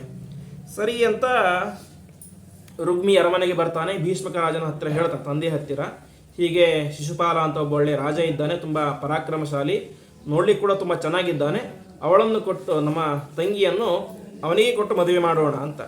ಆವಾಗ ಭೀಷ್ಮಕ ರಾಜನ ಹೇಳ್ತಾನೆ, ಸರ್ವಥಾ ಸಾಧ್ಯ ಇಲ್ಲ, ಅದು ನಾನು ಶ್ರೀಕೃಷ್ಣ ಪರಮಾತ್ಮನಿಗೆ ಮಾತು ಕೊಟ್ಟಾಗ್ಬಿಟ್ಟಿದೆ, ನನ್ನ ಮಗಳನ್ನು ಕೊಟ್ಟರೆ ನಿನಗೇ ಅಂತ, ಹಾಗಾಗಿ ಅದು ಸಾಧ್ಯ ಇಲ್ಲ ಅಂತ. ಆವಾಗ ರುಗ್ಮಿ ಹೇಳ್ತಾನೆ, ಎಷ್ಟು ಅಂತ ಹೇಳಿದ್ರೆ ತನ್ನ ತಂದೆಗೆ ಆ ಮದುವೆ ಇಷ್ಟ ಇಲ್ಲ, ಮತ್ತು ರುಕ್ಮಿಣಿ ಹತ್ರ ಬಂದು ಹೇಳ್ತಾನೆ ರುಕ್ಮಿಣಿಗೂ ಮದುವೆ ಇಷ್ಟ ಇಲ್ಲ, ತನ್ನ ತಾಯಿಗೂ ಇಷ್ಟ ಇಲ್ಲ, ಹೀಗೆ ಯಾರಿಗೂ ಇಷ್ಟ ಇಲ್ಲ. ಆದರೆ ಆ ರುಕ್ಮಿಯ ಹೆದರಿಕೆಯಿಂದಾಗಿ ಪ್ರತಿಯೊಬ್ಬರು ಕೂಡ ಮದುವೆಗೆ ಅಂತ ಒಪ್ಕೊಳ್ತಾರೆ. ಸರಿ, ರುಕ್ಮಿಣಿ ದೇವಿ ಮತ್ತು ಶಿಶುಪಾಲನ ಮದುವೆ ಅಂತ ನಿಶ್ಚಯ ಆಗುತ್ತೆ. ಆದಷ್ಟು ವೇಗವಾಗಿ, ಅಂದರೆ ಭಾಗವತದಲ್ಲಿ ಹೇಳುವಂತೆ ಕೇವಲ ಒಂದು ವಾರದಲ್ಲಿಯೇ ರುಕ್ಮಿಣಿ ಮತ್ತು ಶಿಶುಪಾಲನ ಮದುವೆ ನಿಶ್ಚಯ ಆಗುತ್ತೆ. ಇನ್ನೇನು ಮದುವೆಗೆ ಕೇವಲ 2 ದಿನ ಮಾತ್ರ ಸಮಯ ಇರುತ್ತೆ. ಆವಾಗ ರುಕ್ಮಿಣಿ ದೇವಿಗೆ ತುಂಬ ಹೆದರಿಕೆಯಾಗಲಿ ಶುರುವಾಗುತ್ತೆ. ಯಾಕೆಂದರೆ ಅವಳು ವಾಸ್ತವಿಕವಾಗಿ ಶ್ರೀಕೃಷ್ಣನನ್ನು ತುಂಬ ಪ್ರೀತಿ ಮಾಡ್ತಾ ಇದ್ಲು. ಆ ಪ್ರೀತಿ ಮಾಡಲಿಕ್ಕೆ ಕಾರಣ ಏನು ಅಂತ ಭಾಗವತದಲ್ಲಿ ಹೇಳ್ತಾರೆ. ಕಾರಣ ಏನು ಅಂದರೆ, ವಾಸ್ತವಿಕವಾಗಿ ಶ್ರೀಕೃಷ್ಣ ಪರಮಾತ್ಮನನ್ನು ರುಕ್ಮಿಣಿ ದೇವಿ ನೋಡೇ ಇರಲಿಲ್ಲ ಅಂತೆ. ರುಕ್ಮಿಣಿ ದೇವಿಗ ಆವಾಗ ಸುಮಾರು 16 ವರ್ಷ ವಯಸ್ಸು, ಪರಮಾತ್ಮನಿಗೆ ಶ್ರೀಕೃಷ್ಣನಿಗೆ 18 ವರ್ಷ ವಯಸ್ಸು. ಇಷ್ಟು ವಯಸ್ಸಾಗಿದ್ದರು, ಅಂದರೆ 16 ವರ್ಷವಾಗಿದ್ದರೂ ಕೂಡ ರುಕ್ಮಿಣಿ ದೇವಿ ಶ್ರೀಕೃಷ್ಣನನ್ನು ನೋಡೇ ಇರಲಿಲ್ಲ, ತುಂಬ ಪ್ರೀತಿಸ್ತಾ ಇದ್ಲು. ಅದಕ್ಕೆ ಕಾರಣ ಏನು ಅಂತ ಹೇಳಿದರೆ, ಭಾಗವತದಲ್ಲಿ ಹೇಳುವಂತೆ ಭೀಷ್ಮಕ ಮಹಾರಾಜ ಒಳ್ಳೆಯ ದೊಡ್ಡ ಭಾರಿ ಶ್ರೇಷ್ಠ ರಾಜ. ಅವನ ಅರಮನೆಗೆ ಅನೇಕ ಜನ ಬ್ರಾಹ್ಮಣರು ಮತ್ತು ಒಳ್ಳೆ ಋಷಿಗಳು ಬರ್ತಾ ಇದ್ರು ಅಂತೆ. ಬಂದಂತಹ ಪ್ರತಿಯೊಬ್ಬರೂ ಕೂಡ ರುಕ್ಮಿಣಿ ದೇವಿಯನ್ನು ನೋಡ್ತಾ ಇದ್ರು. ಒಳ್ಳೆಯ ಸೌಂದರ್ಯವತೆಯಾದಂತಹ ಹುಡುಗಿ, ಮತ್ತು ಒಳ್ಳೆಯ ಗುಣಗಳಿದ್ದು, ಬ್ರಾಹ್ಮಣರಿಗೆ ಯಾವ ರೀತಿ ಉಪಚಾರ ಮಾಡಬೇಕು ಎಲ್ಲ ಒಳ್ಳೆಯ ಸಾತ್ವಿಕ ಗುಣಗಳಿದ್ದು, ಅವಳನ್ನು ನೋಡಿ ಭೀಷ್ಮಕ ಮಹಾರಾಜನಿಗೆ ಮತ್ತು ರುಕ್ಮಿಣಿ ದೇವಿಗೆ ಹೇಳ್ತಾ ಇದ್ರಂತೆ ಬಂದಂಥ ಎಲ್ಲ ಋಷಿಗಳು ಕೂಡ, ನೀನು ಒಳ್ಳೆಯ ಸುಂದರವತಿಯಾಗಿದ್ದೀಯಾ, ಒಳ್ಳೆಯ ಗುಣ ಇದೆ ನಿನ್ನ ಹತ್ರ, ಹಾಗಾಗಿ ನೀನು ಮದುವೆ ಅಂತ ಆದರೆ ಶ್ರೀಕೃಷ್ಣ ಪರಮಾತ್ಮನನ್ನೇ ಮದುವೆ ಆಗಬೇಕು ಅಂತ. ಯಾಕೆ? ಶ್ರೀಕೃಷ್ಣ ಪರಮಾತ್ಮ ಹಾಗಿದ್ದಾನೆ ಹೀಗಿದ್ದಾನೆ ಅಂತ ಶ್ರೀಕೃಷ್ಣ ಪರಮಾತ್ಮನ ಎಲ್ಲ ಗುಣಗಳನ್ನು, ಅವನ ರೂಪವನ್ನು, ಸೌಂದರ್ಯವನ್ನು ಎಲ್ಲವನ್ನು ಕೂಡ ಋಷಿಗಳು ಮುನಿಗಳು ಎಲ್ಲರೂ ಕೂಡ ರುಕ್ಮಿಣಿ ದೇವಿ ಹತ್ತಿರ ವರ್ಣನೆ ಮಾಡ್ತಾ ಇದ್ರು ಅಂತೆ. ಅಷ್ಟು ಮಾತ್ರ ಅಲ್ಲ, ಬೇರೆ ಬೇರೆ ಬಂಧುಗಳು ಬರ್ತಾಯಿದ್ರು, ಎಲ್ಲ ಸಂಬಂಧಿಕರೆಲ್ಲ ಬರ್ತಾಯಿದ್ರು. ಅವರು ಏನು ಹೇಳ್ತಾ ಇದ್ರು? ಅವರು ಇದೇ ಮಾತು, ಭೀಷ್ಮಕ ನೀನೇನು ಮಾಡ್ತೀಯೋ ಗೊತ್ತಿಲ್ಲ, ರುಕ್ಮಿಣಿ ದೇವಿಯನ್ನು ಮದುವೆ ಅಂತ ಮಾಡಿಕೊಟ್ರೆ ಅದು ಶ್ರೀಕೃಷ್ಣ ಪರಮಾತ್ಮನಿಗೇನೆ ಕೊಡಬೇಕು ಅಂತ. ಇಷ್ಟೆಲ್ಲ ಆಯಿತು. ಕೊನೆಗೆ ಮದುವೆಗೆ ಇನ್ನೂ 1 ವಾರ ಇದೆ. ಅದಕ್ಕಿಂತ 10 ದಿವಸಗಳ ಮುಂಚೆ ಸಾಕ್ಷಾತ್ ನಾರದರು ರುಕ್ಮಿಣಿ ದೇವಿ ಅರಮನೆಗೆ ಬರ್ತಾರೆ. ಅರಮನೆಗೆ ಬಂದು ಮತ್ತೆ ಅವಳಿಗೆ ಉಪದೇಶ ಮಾಡ್ತಾರೆ. ಏನು? ನೀನು ಮದುವೆ ಅಂತ ಆದರೆ ಶ್ರೀಕೃಷ್ಣ ಪರಮಾತ್ಮನನ್ನೇ ಆಗಬೇಕು, ಅವನು ಅಷ್ಟು ಚೆನ್ನಾಗಿದ್ದಾನೆ, ಹಾಗೆ ಹೀಗೆ ಅಂತ ಶ್ರೀಕೃಷ್ಣ ಪರಮಾತ್ಮನ ಕಥೆಗಳನ್ನು, ಅವನ ಗುಣಗಳನ್ನು ಕೇಳಿ ಕೇಳಿ ಕೇಳಿ ಅವನನ್ನು ಪ್ರೀತಿಸ್ತಾ ಇರ್ತಾಳೆ. ಅಂದರೆ ಅವಳ ಪ್ರೀತಿ ಅತ್ಯಂತ ಪರಿಶುದ್ಧವಾಗಿದೆ ಅಂತ. ಸುಮ್ಮನೆ ಶ್ರೀಕೃಷ್ಣ ಪರಮಾತ್ಮನನ್ನು ನೋಡಿ ಅವನು ಅಷ್ಟು ಸುಂದರವಾಗಿದ್ದಾನೆ ಅಂತ ಅವನನ್ನು ಪ್ರೀತಿಸಲಿಲ್ಲ ಹೊರತು, ಶ್ರೀಕೃಷ್ಣ ಪರಮಾತ್ಮನ ಗುಣಗಳನ್ನು ಚಿಕ್ಕ ವಯಸ್ಸಿನಿಂದಾಗಿ ಕೇಳಿ ಕೇಳಿ ಕೇಳಿ ನಿರಂತರವಾಗಿ ತನ್ನ ಮನಸ್ಸನ್ನು ಶ್ರೀಕೃಷ್ಣ ಪರಮಾತ್ಮನಲ್ಲಿ ಇಟ್ಟಿರ್ತಾಳೆ. ಹಾಗಾಗಿ ನಾನು ಮದುವೆ ಅಂತ ಆದರೆ ಅದು ಶ್ರೀಕೃಷ್ಣ ಪರಮಾತ್ಮನೇ ಅಂತ ನಿಶ್ಚಯ ಮಾಡಿಬಿಟ್ಟಿರ್ತಾಳೆ. ಆದರೆ ತನ್ನ ಅಣ್ಣನ ಸಂಕಲ್ಪದ ಮುಂದೆ ಅದು ನಡೆಯೋದಿಲ್ಲ. ಆವಾಗ ಏನು ಮಾಡಬೇಕು ಅಂತ ತೋಚೋದಿಲ್ಲ. ಕೊನೆಗೆ ಭೀಷ್ಮಕ ರಾಜನ ಅರಮನೆಯಲ್ಲಿ ಒಬ್ಬ ಬ್ರಾಹ್ಮಣ ಇರ್ತಾನೆ. ಆ ಬ್ರಾಹ್ಮಣನಿಗೆ ಒಂದು ಪ್ರೇಮ ಪತ್ರವನ್ನು ಬರೆದು ಕಳಿಸ್ತಾಳೆ. ಇದನ್ನು ಹೇಗಾದರೂ ಮಾಡಿ ಶ್ರೀಕೃಷ್ಣ ಪರಮಾತ್ಮ ತಲುಪಿಸಬೇಕು ಅಂತ.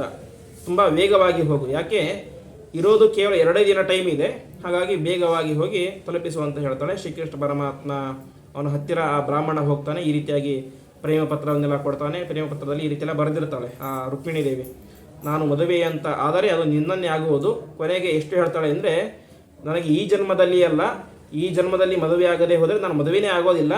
ಮುಂದೆ 100 ಜನ್ಮ ನನಗೆ ಬರಲಿ, 100 ಜನ್ಮ ಬಂದಾಗಲೂ ಕೂಡ ನನಗೆ ನೀನೇ ಗಂಡನಾಗಬೇಕು. ನಾನು ಇನ್ನೊಬ್ಬರನ್ನು ಪತಿ ಅಂತ ಊಹಿಸ್ಕೊಳ್ಳಿ ಕೂಡ ಸಾಧ್ಯ ಇಲ್ಲ. ನೀನೇ ನನ್ನ ಗಂಡನಾಗಬೇಕು ಅಂತ ಭಕ್ತಿಯಿಂದಾಗಿ, ಪ್ರೀತಿಯಿಂದಾಗಿ ಆ ಪತ್ರವನ್ನು ಬರೆದು ಕಳಿಸ್ತಾಳೆ. ಆ ಬ್ರಾಹ್ಮಣ ತಂದು ಕೊಡ್ತಾನೆ. ಬ್ರಾಹ್ಮಣ ತಂದು ಕೊಟ್ಟಾಗ ಬ್ರಾಹ್ಮಣನಿಗೆ ಪರಮಾತ್ಮ ಏನೇನು ಉಪಚಾರ ಮಾಡಬೇಕೆಲ್ಲ ಉಪಚಾರ ಮಾಡ್ತಾನೆ. ಸರಿ, ಯಾಕೆ ಬಂದಿದೆಯಾ ಅಂತ ಕೇಳ್ತಾನೆ. ಹೀಗೆ ಹೇಳ್ತಾನೆ, ರುಕ್ಮಿಣಿ ದೇವಿ ಪತ್ರ ಬರೆದು ಕಳಿಸಿದ್ದಾಳೆ, ಪ್ರೇಮ ಪತ್ರ, ಅದನ್ನು ತೆಗೆದುಕೋ, ಓದು ಅಂತ ಹೇಳ್ತಾನೆ. ಆವಾಗ ಶ್ರೀಕೃಷ್ಣ ಪರಮಾತ್ಮ ಹೇಳ್ತಾನೆ, ಇಲ್ಲ ನಾನು ಓದಲ್ಲ, ನೀನೇ ಓದು ಅಂತ ಹೇಳ್ತಾನೆ. ಆವಾಗ ಬ್ರಾಹ್ಮಣನಿಗೆ ಸ್ವಲ್ಪ ಮುಜುಗರ ಆಗುತ್ತೆ. ಎಷ್ಟೇ ಆಗಿದ್ದರೂ ಕೂಡ ಇದು ಒಬ್ಬ ವಯಸ್ಸಿನ ಹುಡುಗಿ, ಒಬ್ಬ ವಯಸ್ಸಿನ ಹುಡುಗನಿಗೆ ಬರೆದಂತಹ ಪ್ರೇಮ ಪತ್ರ. ಅಂತಹ ಪ್ರೇಮ ಪತ್ರ ನಾನು ಹೇಗೆ ಓದಲಿ, ಇದು ಪರ್ಸನಲ್ ಮ್ಯಾಟ್ರ್ ಆಗುತ್ತೆ ಅಂತ. ಆವಾಗ ಆ ಶ್ರೀಕೃಷ್ಣ ಪರಮಾತ್ಮ ಹೇಳ್ತಾನೆ, ಇದು ಕೇವಲ ಪ್ರೇಮದ ಪತ್ರ ಅಲ್ಲ, ರುಕ್ಮಿಣಿ ದೇವಿ ನನ್ನ ಮೇಲಿನ ಭಕ್ತಿಯಿಂದಾಗಿ ಬರೆದಂತಹ ಪತ್ರ. ಹಾಗಾಗಿ ಇದನ್ನು ಪ್ರತಿಯೊಬ್ಬ ಭಕ್ತರು ಕೂಡ ಓದಬೇಕು. ಹಾಗಾಗಿ ನೀನೇ ಮೊದಲು ಓದು ಇದನ್ನು. ಯಾಕೆ?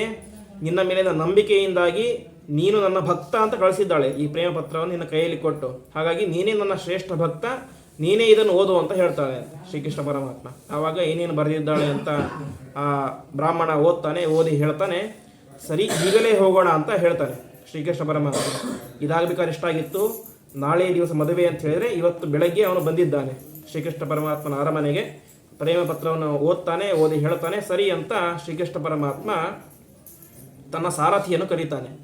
ಸಾರಥಿ ಯಾರು ಅಂದರೆ ದಾರುಕ ಅಂತ. ದಾರುಕ ಆಗಿನ ಕಾಲದ ಎಲ್ಲ ಸಾರಥಿಗಳಲ್ಲಿ ತುಂಬ ಫೇಮಸ್ ಅಂತೆ. ಅತ್ಯಂತ ವೇಗವಾಗಿ ರಥವನ್ನು ಓಡಿಸುವಂತಹ ವ್ಯಕ್ತಿ ಅಂತ ಹೇಳಿ ಅದು ದಾರುಕ ಅಂತ.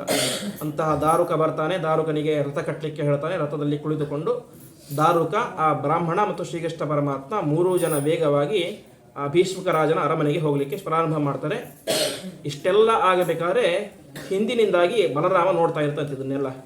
ಯಾರೋ ಬ್ರಾಹ್ಮಣ ಬಂದ, ನಮಸ್ಕಾರ ಮಾಡಿದ, ಏನೋ ಪತ್ರ ಕೊಟ್ಟ, ಅವನೇ ಓದಿದ, ಶ್ರೀಕೃಷ್ಣ ಪರಮಾತ್ಮ ವೇಗ ಹೋಗಿಬಿಟ್ಟ, ಏನಾಗಿದೆ ಏನೋ ಗೊತ್ತಿಲ್ಲ, ಏನು ಅಪಾಯಕ್ಕಾಗಿದೆಯೋ ಗೊತ್ತಿಲ್ಲ ಅಂತ ತಾನೇ ಮಾಡ್ತಾನೆ. ಎಷ್ಟಾದರೂ ಕೂಡ ಶ್ರೀಕೃಷ್ಣ ಪರಮಾತ್ಮ ನನಗೆ ತಮ್ಮನಾದವನು, ಅವನ ರಕ್ಷಣೆ ಮಾಡೋದು ನನ್ನ ಕರ್ತವ್ಯ ಅಂತ ಅವನಿಗೇನಾದರೂ ಅಪಾಯ ಕಾದಿರಬಹುದು ಅಂತ ತಾನು ಊಹೆ ಮಾಡಿಕೊಂಡು ತಾನೇ ಮಾಡ್ತಾನೆ. ತನ್ನ ಅಪಾರವಾದಂತಹ ಯಾದವರ ಸೈನ್ಯ 10 ಅಶ್ವಮೇಧ ಸೈನ್ಯವನ್ನು ಕರೆದುಕೊಂಡು, ಆ ಯಾದವರ ಸೈನ್ಯವನ್ನು ಕರೆದುಕೊಂಡು ಬಲರಾಮ ಶ್ರೀಕೃಷ್ಣ ಪರಮಾತ್ಮನಿಗೆ ಗೊತ್ತಾಗದಂತೆ ಅವನ ಹಿಂದೆ ಫಾಲೋ ಮಾಡ್ಕೊಂಡು ಹೋಗ್ತಾನೆ. ಹೀಗೆ ಅನೇಕ ಗಂಟೆಗಳ ಕಾಲ ಪ್ರಯಾಣವನ್ನು ಮಾಡಿ ಸಾಯಂಕಾಲದ ಹೊತ್ತಿಗೆ ಆ ಕುಂಡಿನಪುರಕ್ಕೆ ಅವರೆಲ್ಲರೂ ಕೂಡ ಪ್ರವೇಶ ಮಾಡ್ತಾರೆ ಅಂತೆ. ಶ್ರೀಕೃಷ್ಣ ಪರಮಾತ್ಮ ಒಂದು ಕ್ಷಣ ಹಿಂತಿರುಗಿ ನೋಡ್ತಾನೆ, ದೊಡ್ಡ ಅಪಾರ ಸೈನ್ಯ ಬರ್ತಾ ಇದೆ, ಬಲರಾಮ ಬಂದಿದ್ದಾನೆ, ಯಾಕೆ ಬನ್ನಿ ಅಂತ ಕೇಳ್ತಾನೆ. ಆವಾಗ ಶ್ರೀಕೃಷ್ಣ ಪರಮಾತ್ಮ ಹೇಳ್ತಾನೆ, ಹೀಗೆಲ್ಲ ಆಗಿದೆ ಅಂತ. ಸರಿ, ಆಗಿದ್ದಾಗಲಿ ರುಕ್ಮಿಣಿಯನ್ನು ನಾವೆಲ್ಲರೂ ಕೂಡ ಕರೆದುಕೊಂಡೇ ನಮ್ಮ ನಗರಕ್ಕೆ ಹೋಗೋಣ, ದ್ವಾರಕಪಟ್ಟಣಕ್ಕೆ ಹೋಗೋಣ ಅಂತ ಶಪಥ ಮಾಡಿ ಅವರೆಲ್ಲ ಆ ನಗರದ ದ್ವಾರದ ಹತ್ತಿರ ಬರ್ತಾರೆ. ಇನ್ನೇನು ನಗರದ ಒಳಗೆ ಪ್ರವೇಶ ಮಾಡಬೇಕು ಅಂತ ನೋಡ್ತಾರೆ. ಆದರೆ ಈ ಜರಾಸಂಧ, ರುಗ್ಮಿ, ಶಿಶುಪಾಲ ಎಲ್ಲರೂ ಕೂಡ ಎಷ್ಟು ಟೈಟ್ ಸೆಕ್ಯೂರಿಟಿ ಮಾಡಿದ್ರು ಅಂತ ಹೇಳಿದ್ರೆ, ಒಂದು ಸಣ್ಣ ಇರುವೆ ಕೂಡ ಆ ಕುಂಡಿನಪುರ, ಭೀಷ್ಮಕ ರಾಜನ ಪಟ್ಟಣ ಕುಂಡಿನಪುರ ಅಂತ, ಆ ಭೀಷ್ಮಕ ರಾಜನ ಪಟ್ಟಣದ ಒಳಗಡೆ ಒಂದು ಸಣ್ಣ ಇರುವೆ ಕೂಡ ಪ್ರವೇಶ ಮಾಡಬಾರದು, ಆ ರೀತಿಯಾಗಿ ಟೈಟ್ ಸೆಕ್ಯೂರಿಟಿ ಮಾಡಿದ್ರು ಅಂತೆ. ಯಾಕೆ ಅಂದರೆ ಅವ್ರಿಗೆ ಹೆದರಿಕೆ ಇತ್ತು, ಶ್ರೀಕೃಷ್ಣ ಪರಮಾತ್ಮ ಯಾವಾಗ ಬೇಕಾದರೂ ಬರಬಹುದು ಅಂತ. ಹಾಗಾಗಿ ಒಳಗಡೆ ಬರದೇ ಇರುವಂತೆ ಆ ರೀತಿಯಾಗಿ ಸೆಕ್ಯೂರಿಟಿ ಮಾಡಿಬಿಟ್ಟಿರ್ತಾರೆ. ಈ ವಿಚಾರ, ಶ್ರೀಕೃಷ್ಣ ಪರಮಾತ್ಮ ಬಂದಿರುವಂಥ ವಿಚಾರ ಒಳಗಡೆ ಅರಮನೆಯ ರಾಜನಿಗೆ ಗೊತ್ತಾಗುತ್ತೆ, ಭೀಷ್ಮಕ ರಾಜನಿಗೆ. ಅಷ್ಟು ಮಾತ್ರ ಅಲ್ಲ, ಇಡೀ ರಾಜ್ಯದ ಜನತೆಗೆ ಗೊತ್ತಾಗ್ಬಿಡುತ್ತೆ ಅಂತೆ.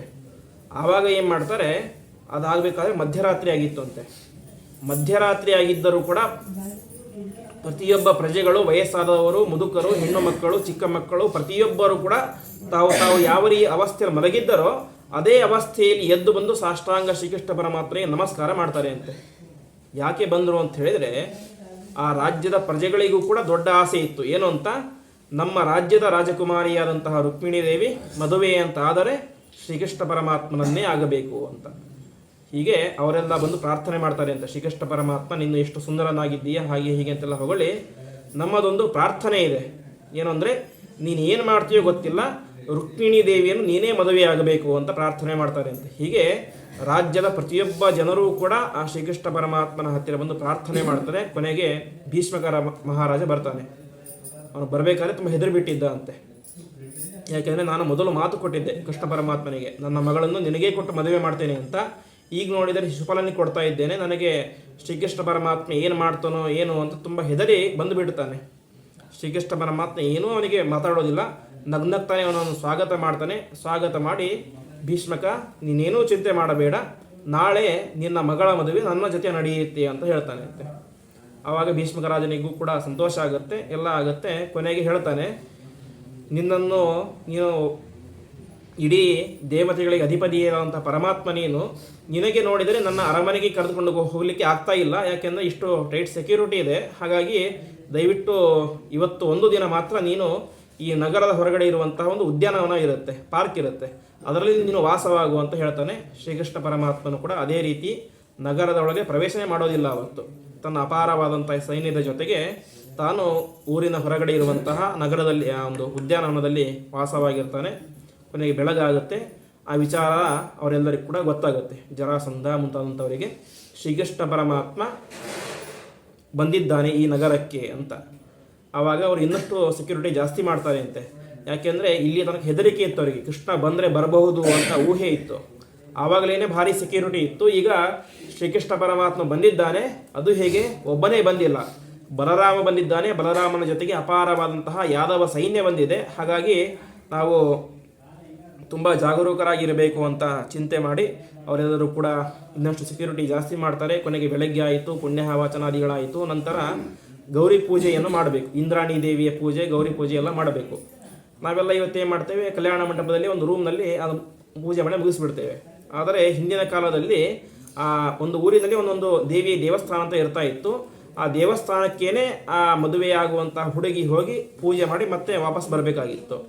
ಹಾಗೆ ರುಕ್ಮಿಣಿ ದೇವಿ ಮದುವೆಯಾಗುವಂತಹ ಸ್ಥಳದಿಂದ ಆ ಒಂದು ದೇವಸ್ಥಾನಕ್ಕೆ ಹೋಗ್ತಾಳೆ. ದೇವಸ್ಥಾನಕ್ಕೆ ಹೋಗಿ ದೇವಿ ಪೂಜೆಯನ್ನು ಮಾಡ್ತಾಳೆ. ಪೂಜೆಯನ್ನೆಲ್ಲ ಮಾಡಿ ಹೊರಗೆ ಬರ್ತಾಳೆ. ಇಲ್ಲಿಯ ತನಕ ರುಕ್ಮಿಣಿ ದೇವಿ ಸಾಮಾನ್ಯ ಹೆಂಗಸಿನ ಥರ ಇದ್ದಳು, ಒಳ್ಳೆ ರೂಪವತಿಯಾಗಿದ್ದಳು ಅಷ್ಟೇ. ಆದರೆ ಯಾವಾಗ ಹೊರಗಡೆ ಬಂದಳೋ ಆವಾಗ ರುಕ್ಮಿಣಿ ದೇವಿ ಅಂತ ಹೇಳಿದ್ರೆ ಸಾಕ್ಷಾತ್ ಲಕ್ಷ್ಮೀ ದೇವಿಯ ಸ್ವರೂಪ, ತ್ರಿಭುವನ ಸುಂದರಿ. ತಕ್ಷಣ ಹೊರಗೆ ಬರ್ತಾಳೆ. ಹೊರಗೆ ಕಾಲಿಟ್ಟ ತಕ್ಷಣ ತನ್ನ ದೇಹದಲ್ಲಿ ಇದ್ದಂತಹ ಈ ಸಮಗ್ರ ಸೌಂದರ್ಯವನ್ನು ಕೂಡ ಹೊರಗಡೆ ಹಾಕ್ತಾಳೆ ಅಂತೆ. ಆ ಸೌಂದರ್ಯ ಯಾವ ರೀತಿ ಇತ್ತು ಅಂತ ಹೇಳಿದರೆ, ಅವಳು ಸೌಂದರ್ಯವನ್ನು ನೋಡಿ ನೋಡಿ ನೋಡಿ ಅನೇಕ ಜನ ರಾಜರು ಸೈನಿಕರೆಲ್ಲರೂ ಕೂಡ ಮೂರ್ಛೆ ಹೋಗಿ ಬಿಡ್ತಾರೆ ಅಂತೆ. ಅಷ್ಟು ವಿಪರೀತವಾದಂತಹ ಸೌಂದರ್ಯ ಆ ರುಕ್ಮಿಣಿ ದೇವಿಯ ಸೌಂದರ್ಯ. ಅದಕ್ಕೆ ಕಾರಣ ಏನು? ಅವಳು ಸಾಕ್ಷಾತ್ ಲಕ್ಷ್ಮೀ ದೇವಿಯ ಸ್ವರೂಪ. ಪರಮಾತ್ಮ ಹೇಗೆ ತ್ರಿಭುವನ ಸುಂದರನೋ, ಲಕ್ಷ್ಮೀ ದೇವಿ ಕೂಡ ತ್ರಿಭುವನ ಸುಂದರಿ. ಆದರೆ ಮನುಷ್ಯರಾಗಿ ಹುಟ್ಟಿದಾಗ ಯಾವ ರೀತಿಯಾಗಿ ಸಾಮಾನ್ಯವಾಗಿರಬೇಕು ಅದೇ ರೀತಿ ಇದ್ದಳು. ಯಾವಾಗ ಈ ಸಂದರ್ಭ ಬಂತಲ್ಲ ಆವಾಗ ತನ್ನ ಇಡೀ ಸೌಂದರ್ಯವನ್ನು ಹೊರಗಡೆ ಹಾಕ್ತಾಳೆ. ಆವಾಗ ಎಲ್ಲರೂ ಕೂಡ ಮೂರ್ಛೆ ಹೋಗಿ ಬಿದ್ದು ಬಿಡ್ತಾರೆ. ತಕ್ಷಣದಲ್ಲಿ ಶ್ರೀಕೃಷ್ಣ ಪರಮಾತ್ಮ ಬರ್ತಾನೆ. ರುಕ್ಮಿಣಿ ದೇವಿಯನ್ನು ತನ್ನ ರಥದಲ್ಲಿ ಕುಳ್ಳಿರಿಸಿಕೊಂಡು ತನ್ನ ಅರಮನೆಗೆ ಕರೆದುಕೊಂಡು ಹೋಗಲಿಕ್ಕೆ ಪ್ರಾರಂಭ ಮಾಡ್ತಾನೆ. ಯಾವಾಗ ಕರೆದುಕೊಂಡು ಹೋದ್ನಲ್ಲ ತಕ್ಷಣ ಎಚ್ಚರಿಕೆ ಆಗುತ್ತೆ ಎಲ್ಲರಿಗೂ ಕೂಡ. ಸುತ್ತಮುತ್ತ ನೋಡ್ತಾರೆ, ಎಲ್ಲರೂ ಇದ್ದಾರೆ, ಆದರೆ ರುಕ್ಮಿಣಿ ದೇವಿ ಮಾತ್ರ ಇಲ್ಲ. ಏನಾಯ್ತು ಅಂತ ನೋಡ್ತಾರೆ, ದೂರದಲ್ಲಿ ರುಕ್ಮಿಣಿಯನ್ನು ಕರೆದುಕೊಂಡು ಶ್ರೀಕೃಷ್ಣ ಪರಮಾತ್ಮ ವೇಗವಾಗಿ ರಥದಲ್ಲಿ ಹೋಗ್ತಾ ಇರ್ತಾನೆ. ತಕ್ಷಣದಲ್ಲಿ ಜರಾಸಂಧ ಮುಂತಾದಂಥ ಪ್ರತಿಯೊಬ್ಬರು ಕೂಡ ಯುದ್ಧ ಮಾಡಲಿಕ್ಕೆ ಅಂತ ಹೋಗ್ತಾರೆ. ತಕ್ಷಣದಲ್ಲಿ ಅವರಿಗೆ ಅಡ್ಡ ಬಂದಿದ್ದ್ಯಾರು ಅಂತ ಹೇಳಿ ಬಲರಾಮದೇವರು ಅಂತ ಹೇಳಿದ್ರೆ ಪರಮಾತ್ಮನ ವಿಶೇಷವಾದಂತಹ ಸನ್ನಿಧಾನ ಇರುವಂತಹ ವ್ಯಕ್ತಿ. ಹಾಗಾಗಿ ಮಹಾಪರಾಕ್ರಮಶಾಲಿ. ಅವರ ಮುಂದೆ ಈ ಜರಾಸಂಧ ಶಿಶುಪಾಲ ಅಂತವರ ಲೆಕ್ಕಕ್ಕೆ ಇಲ್ಲ. ಹಾಗಾಗಿ ಪ್ರತಿಯೊಬ್ಬರನ್ನು ಕೂಡ ಸೋಲಿಸ್ತಾರೆ. ಆದರೆ ಶ್ರೀಕೃಷ್ಣ ಪರಮಾತ್ಮ ಅವರಿಗೆ ಒಂದು ಮಾತು ಹೇಳಿರ್ತಾನೆ ಅಂತ ಬಲರಾಮನಿಗೆ, ಎಷ್ಟೇ ಘೋರ ಯುದ್ಧ ಆದರೂ ಕೂಡ ಒಬ್ಬರು ಕೂಡ ಸಾಯಬಾರದು ಅಂತ. ಯಾಕೆಂದರೆ ಮದುವೆ ಮನೆ ಇದು, ಮದುವೆ ಮನೆಯಲ್ಲಿ ಒಂದು ಶವ ಕೂಡ ಬೀಳಬಾರ್ದು ಅಂತ. ಪ್ರತಿಯೊಬ್ಬರನ್ನು ಕೂಡ ಸೋಲಿಸು, ಜಾಸ್ತಿನೇ ಮೂರ್ಛೆಗೊಳಿಸು, ಆದರೆ ಯಾರೊಬ್ಬರನ್ನು ಕೂಡ ಸಾಯಿಸಬೇಡ ಅಂತ ಹೇಳ್ತಾನೆ ಅಂತೆ. ಕೊನೆಗೆ ಇಷ್ಟೆಲ್ಲ ಆಗುತ್ತೆ. ಯಾರು ಪ್ರಯತ್ನ ಮಾಡಿದರೂ ಕೂಡ ಕೃಷ್ಣನ ಹತ್ತಿರ ಹೋಗಲಿಕ್ಕೇ ಆಗೋದಿಲ್ಲ. ಆದರೆ ರುಕ್ಮಿ ಮಾತ್ರ ಇನ್ನೊಂದು ಬೇರೆ ಮಾರ್ಗದಿಂದಾಗಿ ಹೋಗಿ ಶ್ರೀಕೃಷ್ಣ ಪರಮಾತ್ಮ ಹಿಂದೆ ಹೋಗ್ತಾನೆ. ಈ ಕಡೆ ಕುಂಡಿನಪುರದ ಹೊರಗಡೆ ಬಲರಾಮ, ಅವನ ಅಪಾರವಾದಂತಹ ಸೈನ್ಯ, ಯಾವ ಶಿಶುಪಾಲ, ದಂತವಕ್ರ, ಜರಾಸಂಧ ಎಲ್ಲರೂ ಕೂಡ ಇಲ್ಲಿ ಇರ್ತಾರೆ. ದೂರದಲ್ಲಿ ಕೃಷ್ಣ ಹೋಗ್ತಾ ಇರ್ತಾನೆ. ಅವನ ಹಿಂದೆ ರುಕ್ಮಿ ಹೋಗ್ತಾನೆ ಅಂತ. ರುಕ್ಮಿ ಕೂಡ ಘೋರವಾಗಿ ಯುದ್ಧ ಮಾಡ್ತಾನೆ, ತುಂಬ ಯುದ್ಧ ಮಾಡ್ತಾನೆ. ಎಷ್ಟು ಯುದ್ಧ ಮಾಡಿದರೂ ಕೂಡ ಶ್ರೀಕೃಷ್ಣ ಪರಮಾತ್ಮ ಸೋಲಿಸಲಿಕ್ಕೆ ಸಾಧ್ಯ ಆಗೋದಿಲ್ಲ. ಕೊನೆಗೆ ಶ್ರೀಕೃಷ್ಣ ಪರಮಾತ್ಮ ಅವನ ಮೇಲೆ ಕತ್ತಿಯನ್ನು ಎತ್ತಾನಂತೆ. ಆ ಕ್ಷಣದಲ್ಲಿ ರುಕ್ಮಿಣಿ ಶ್ರೀಕೃಷ್ಣ ಪರಮಾತ್ಮನ ಪಾದಕ್ಕೆ ನಮಸ್ಕಾರ ಮಾಡಿ ಪ್ರಾರ್ಥನೆ ಮಾಡ್ತಾಳೆ. ಎಷ್ಟೇ ದ್ವೇಷ ಇದ್ದರೂ ಕೂಡ ಅವನು ನನಗೆ ಅಣ್ಣ, ನನಗೆ ಇಷ್ಟ ಇಲ್ಲದೆ ಇರುವಂಥ ಮದುವೆ ಮಾಡಲಿಕ್ಕೆ ಹೊರಟರೂ ಕೂಡ ಅವನು ನನಗೆ ಅಣ್ಣನೇ ಆಗಿರ್ತಾನೆ. ಹಾಗಾಗಿ ದಯವಿಟ್ಟು ಅವನನ್ನು ಬಿಟ್ಟು ಬಿಡಿ ಎಂಬುದಾಗಿ ಪ್ರಾರ್ಥನೆ ಮಾಡ್ತಾಳೆ. ಆವಾಗ ಸರಿ ಅಂತ ಬಿಟ್ಟು ಬಿಡ್ತಾನೆ. ರುಕ್ಮಿಗೆ ಎಷ್ಟು ಸಿಟ್ಟು ಬಂದಿತ್ತು ಅಂತ ಹೇಳಿದರೆ, ಮೊದಲನೇ ಸಿಟ್ಟು ನನ್ನ ಮಾನ ಮರ್ಯಾದೆ ಎಲ್ಲ ಹೋಗಿಬಿಡ್ತು ರಾಜರ ಮುಂದೆ, ಇದು ಒಂದು. ಇನ್ನೊಂದು,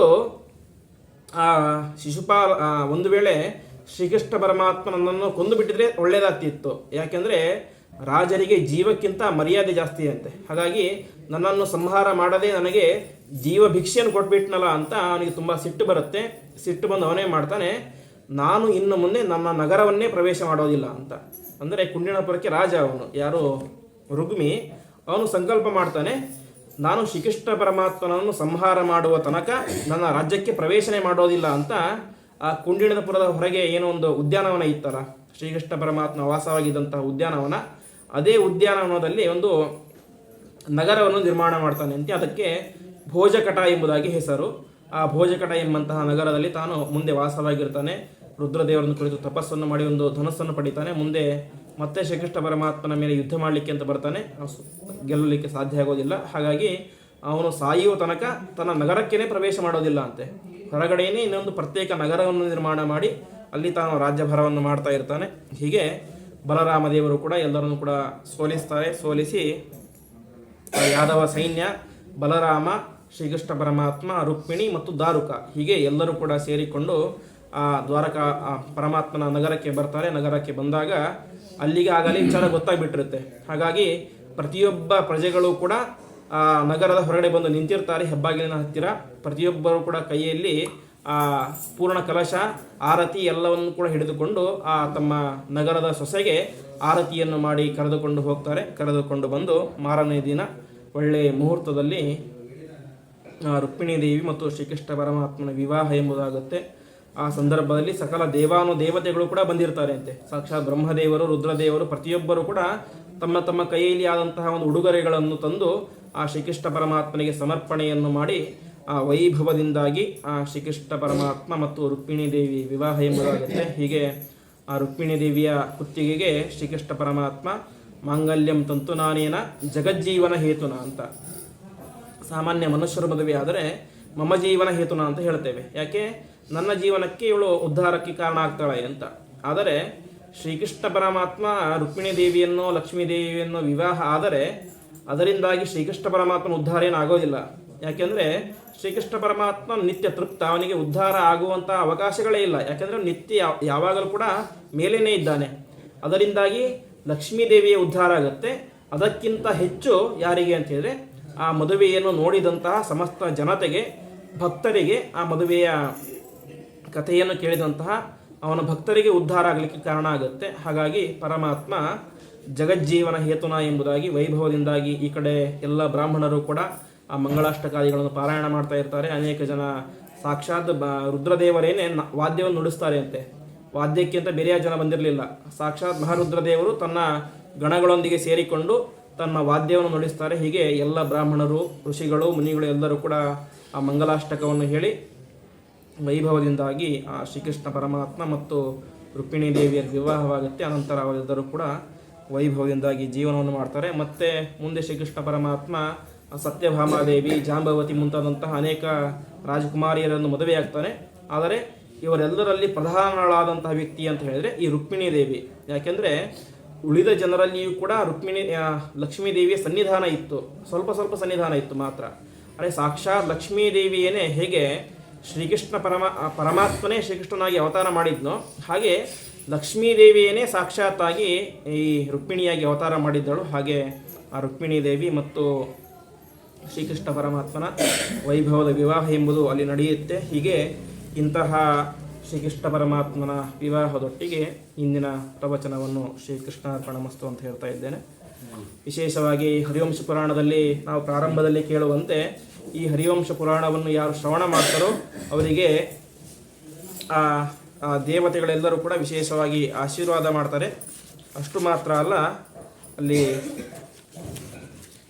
ಹೇಳುವಂತೆ ಯೋಗೋಷತಂ ಕನಕಶೃಂಗಾಮಯಂ ದದಾತಿ ಅಂತ 100 ಗೋದಾನ ಮಾಡಿದರೆ ಎಷ್ಟು ಪುಣ್ಯ ಬರುತ್ತೋ ಅಷ್ಟು ಪುಣ್ಯ ಎಂಬುದು ವಿಶೇಷವಾಗಿ ಈ ಒಂದು ಹರಿವಂಶದ ಪಾರಾಯಣದಿಂದಾಗಿ, ಹರಿವಂಶ ಪುರಾಣವನ್ನು ಕೇಳೋದರಿಂದಾಗಿ ಬರುತ್ತೆ ಎಂಬುದಾಗಿ ಹೇಳ್ತಾರೆ. ಅದೇ ರೀತಿಯಾಗಿ ಶತಾಶ್ವಮೇಧಸ್ಯ ಯದತ್ರ ಪುಣ್ಯಂ ಅಂತ 100 ಅಶ್ವಮೇಧ ಯಾಗಗಳನ್ನು ಮಾಡಿದರೆ ಎಷ್ಟು ಪುಣ್ಯ ಬರುತ್ತೋ ಅಷ್ಟು ಪುಣ್ಯ ಎಂಬುದು ಹರಿವಂಶ ಪುರಾಣವನ್ನು ಶ್ರವಣ ಮಾಡುವುದರಿಂದಾಗಿ. ಅದೇ ರೀತಿಯಾಗಿ ಹರಿವಂಶ ದಾನ, ಹರಿವಂಶ ಗ್ರಂಥವನ್ನು ಇನ್ನೊಬ್ಬರಿಗೆ ದಾನವನ್ನಾಗಿ ಕೊಟ್ಟರೆ ಅಷ್ಟು ಪುಣ್ಯ ಬರುತ್ತೆ ಎಂಬುದಾಗಿ ಹೇಳ್ತಾರೆ. ಅಂತಹ ಹರಿವಂಶ ಮಹಾಪುರಾಣದ ಇನ್ನೊಂದು ವಿಶೇಷ ಫಲ ಅಂತ ಹೇಳಿದರೆ, ಒಂದು ಸಂತಾನ ಆಗದೇ ಇರುವಂತಹ ವ್ಯಕ್ತಿಗಳಿಗೆ ಸಂತಾನ ಆಗುವುದು, ಇನ್ನೊಂದು ಮರಣ ಹೊಂದಿದಂತಹ ವ್ಯಕ್ತಿಗಳಿಗೆ ಉತ್ತಮವಾದಂತಹ ಲೋಕಪ್ರಾಪ್ತಿ ಎಂಬುದಾಗುತ್ತೆ ಎಂಬುದಾಗಿ ಹೇಳ್ತಾರೆ. ಅಂತಹ ವಿಶೇಷವಾದಂತಹ ಹರಿವಂಶದ ಪುರಾಣದ ಶ್ರವಣವನ್ನು, ಅದರಲ್ಲಿ ಅನೇಕ ಭಾಗಗಳು ಬರ್ತವೆ. ಶ್ರೀಕೃಷ್ಣ ಪರಮಾತ್ಮನ ಚರಿತ್ರೆಯಾಗಿರಬಹುದು ಅಥವಾ ಅನೇಕ ರಾಜಾಧಿರಾಜರ ಚರಿತ್ರೆಗಳು.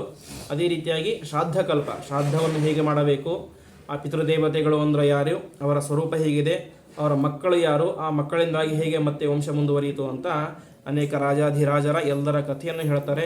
ಇಂತಹ ಕಥೆಯನ್ನು ಶ್ರವಣ ಮಾಡುವುದರಿಂದಾಗಿ ವಿಶೇಷವಾಗಿ ಸಂತಾನ ಪ್ರಾಪ್ತಿ, ಅದೇ ರೀತಿಯಾಗಿ ಮುಂದೆ ಉತ್ತಮವಾದಂತಹ ಮೋಕ್ಷ ಪ್ರಾಪ್ತಿಯಾಗುತ್ತೆ. ಅಂತಹ ಈ ಒಂದು ಹರಿವಂಶ ಪುರಾಣದ ಪ್ರವಚನ ಎಂಬುದು ಈ 3 ದಿನಗಳ ಅವಧಿಯಲ್ಲಿ 5 ಹೊತ್ತಿನಲ್ಲಿ ನಾವು ಮಾಡಿದ್ದೇವೆ. ಆ ಪ್ರವಚನದಿಂದಾಗಿ ಆ ಗ್ರಂಥದಿಂದಾಗಿ ಪ್ರತಿಪಾದ್ಯನಾದಂತಹ ಶ್ರೀಕೃಷ್ಣ ಪರಮಾತ್ಮ ಸಂತುಷ್ಟನಾಗಿ ಮುಂದೆ ಮನೆಯಲ್ಲಿ ಆಗಬೇಕಾದಂತಹ ಎಲ್ಲ ಮಂಗಳ ಕಾರ್ಯಗಳು, ಅದೇ ರೀತಿಯಾಗಿ ವಿಶೇಷವಾಗಿ ಸತ್ಸಂತಾನ ಭಾಗ್ಯವನ್ನು ಕೂಡ ಕೊಟ್ಟು ಮರಣ ಹೊಂದಿದಂತಹ ನಿಮ್ಮ ತಾಯಿಯವರಿಗೆ ಉತ್ತಮವಾದಂತಹ ಲೋಕವನ್ನು ಕೂಡ ಆ ಪರಮಾತ್ಮ ಕೊಟ್ಟು ವಿಶೇಷವಾಗಿ ಇಡೀ ಕುಟುಂಬವನ್ನು ಕಾಪಾಡಲಿ ಎಂಬುದಾಗಿ ಶ್ರೀಕೃಷ್ಣ ಪರಮಾತ್ಮನಲ್ಲಿ ಪ್ರಾರ್ಥನೆಯನ್ನು ಮಾಡ್ತಾ 2 ಮಾತುಗಳನ್ನು ಶ್ರೀಕೃಷ್ಣಾರ್ಪಣಮಸ್ತು.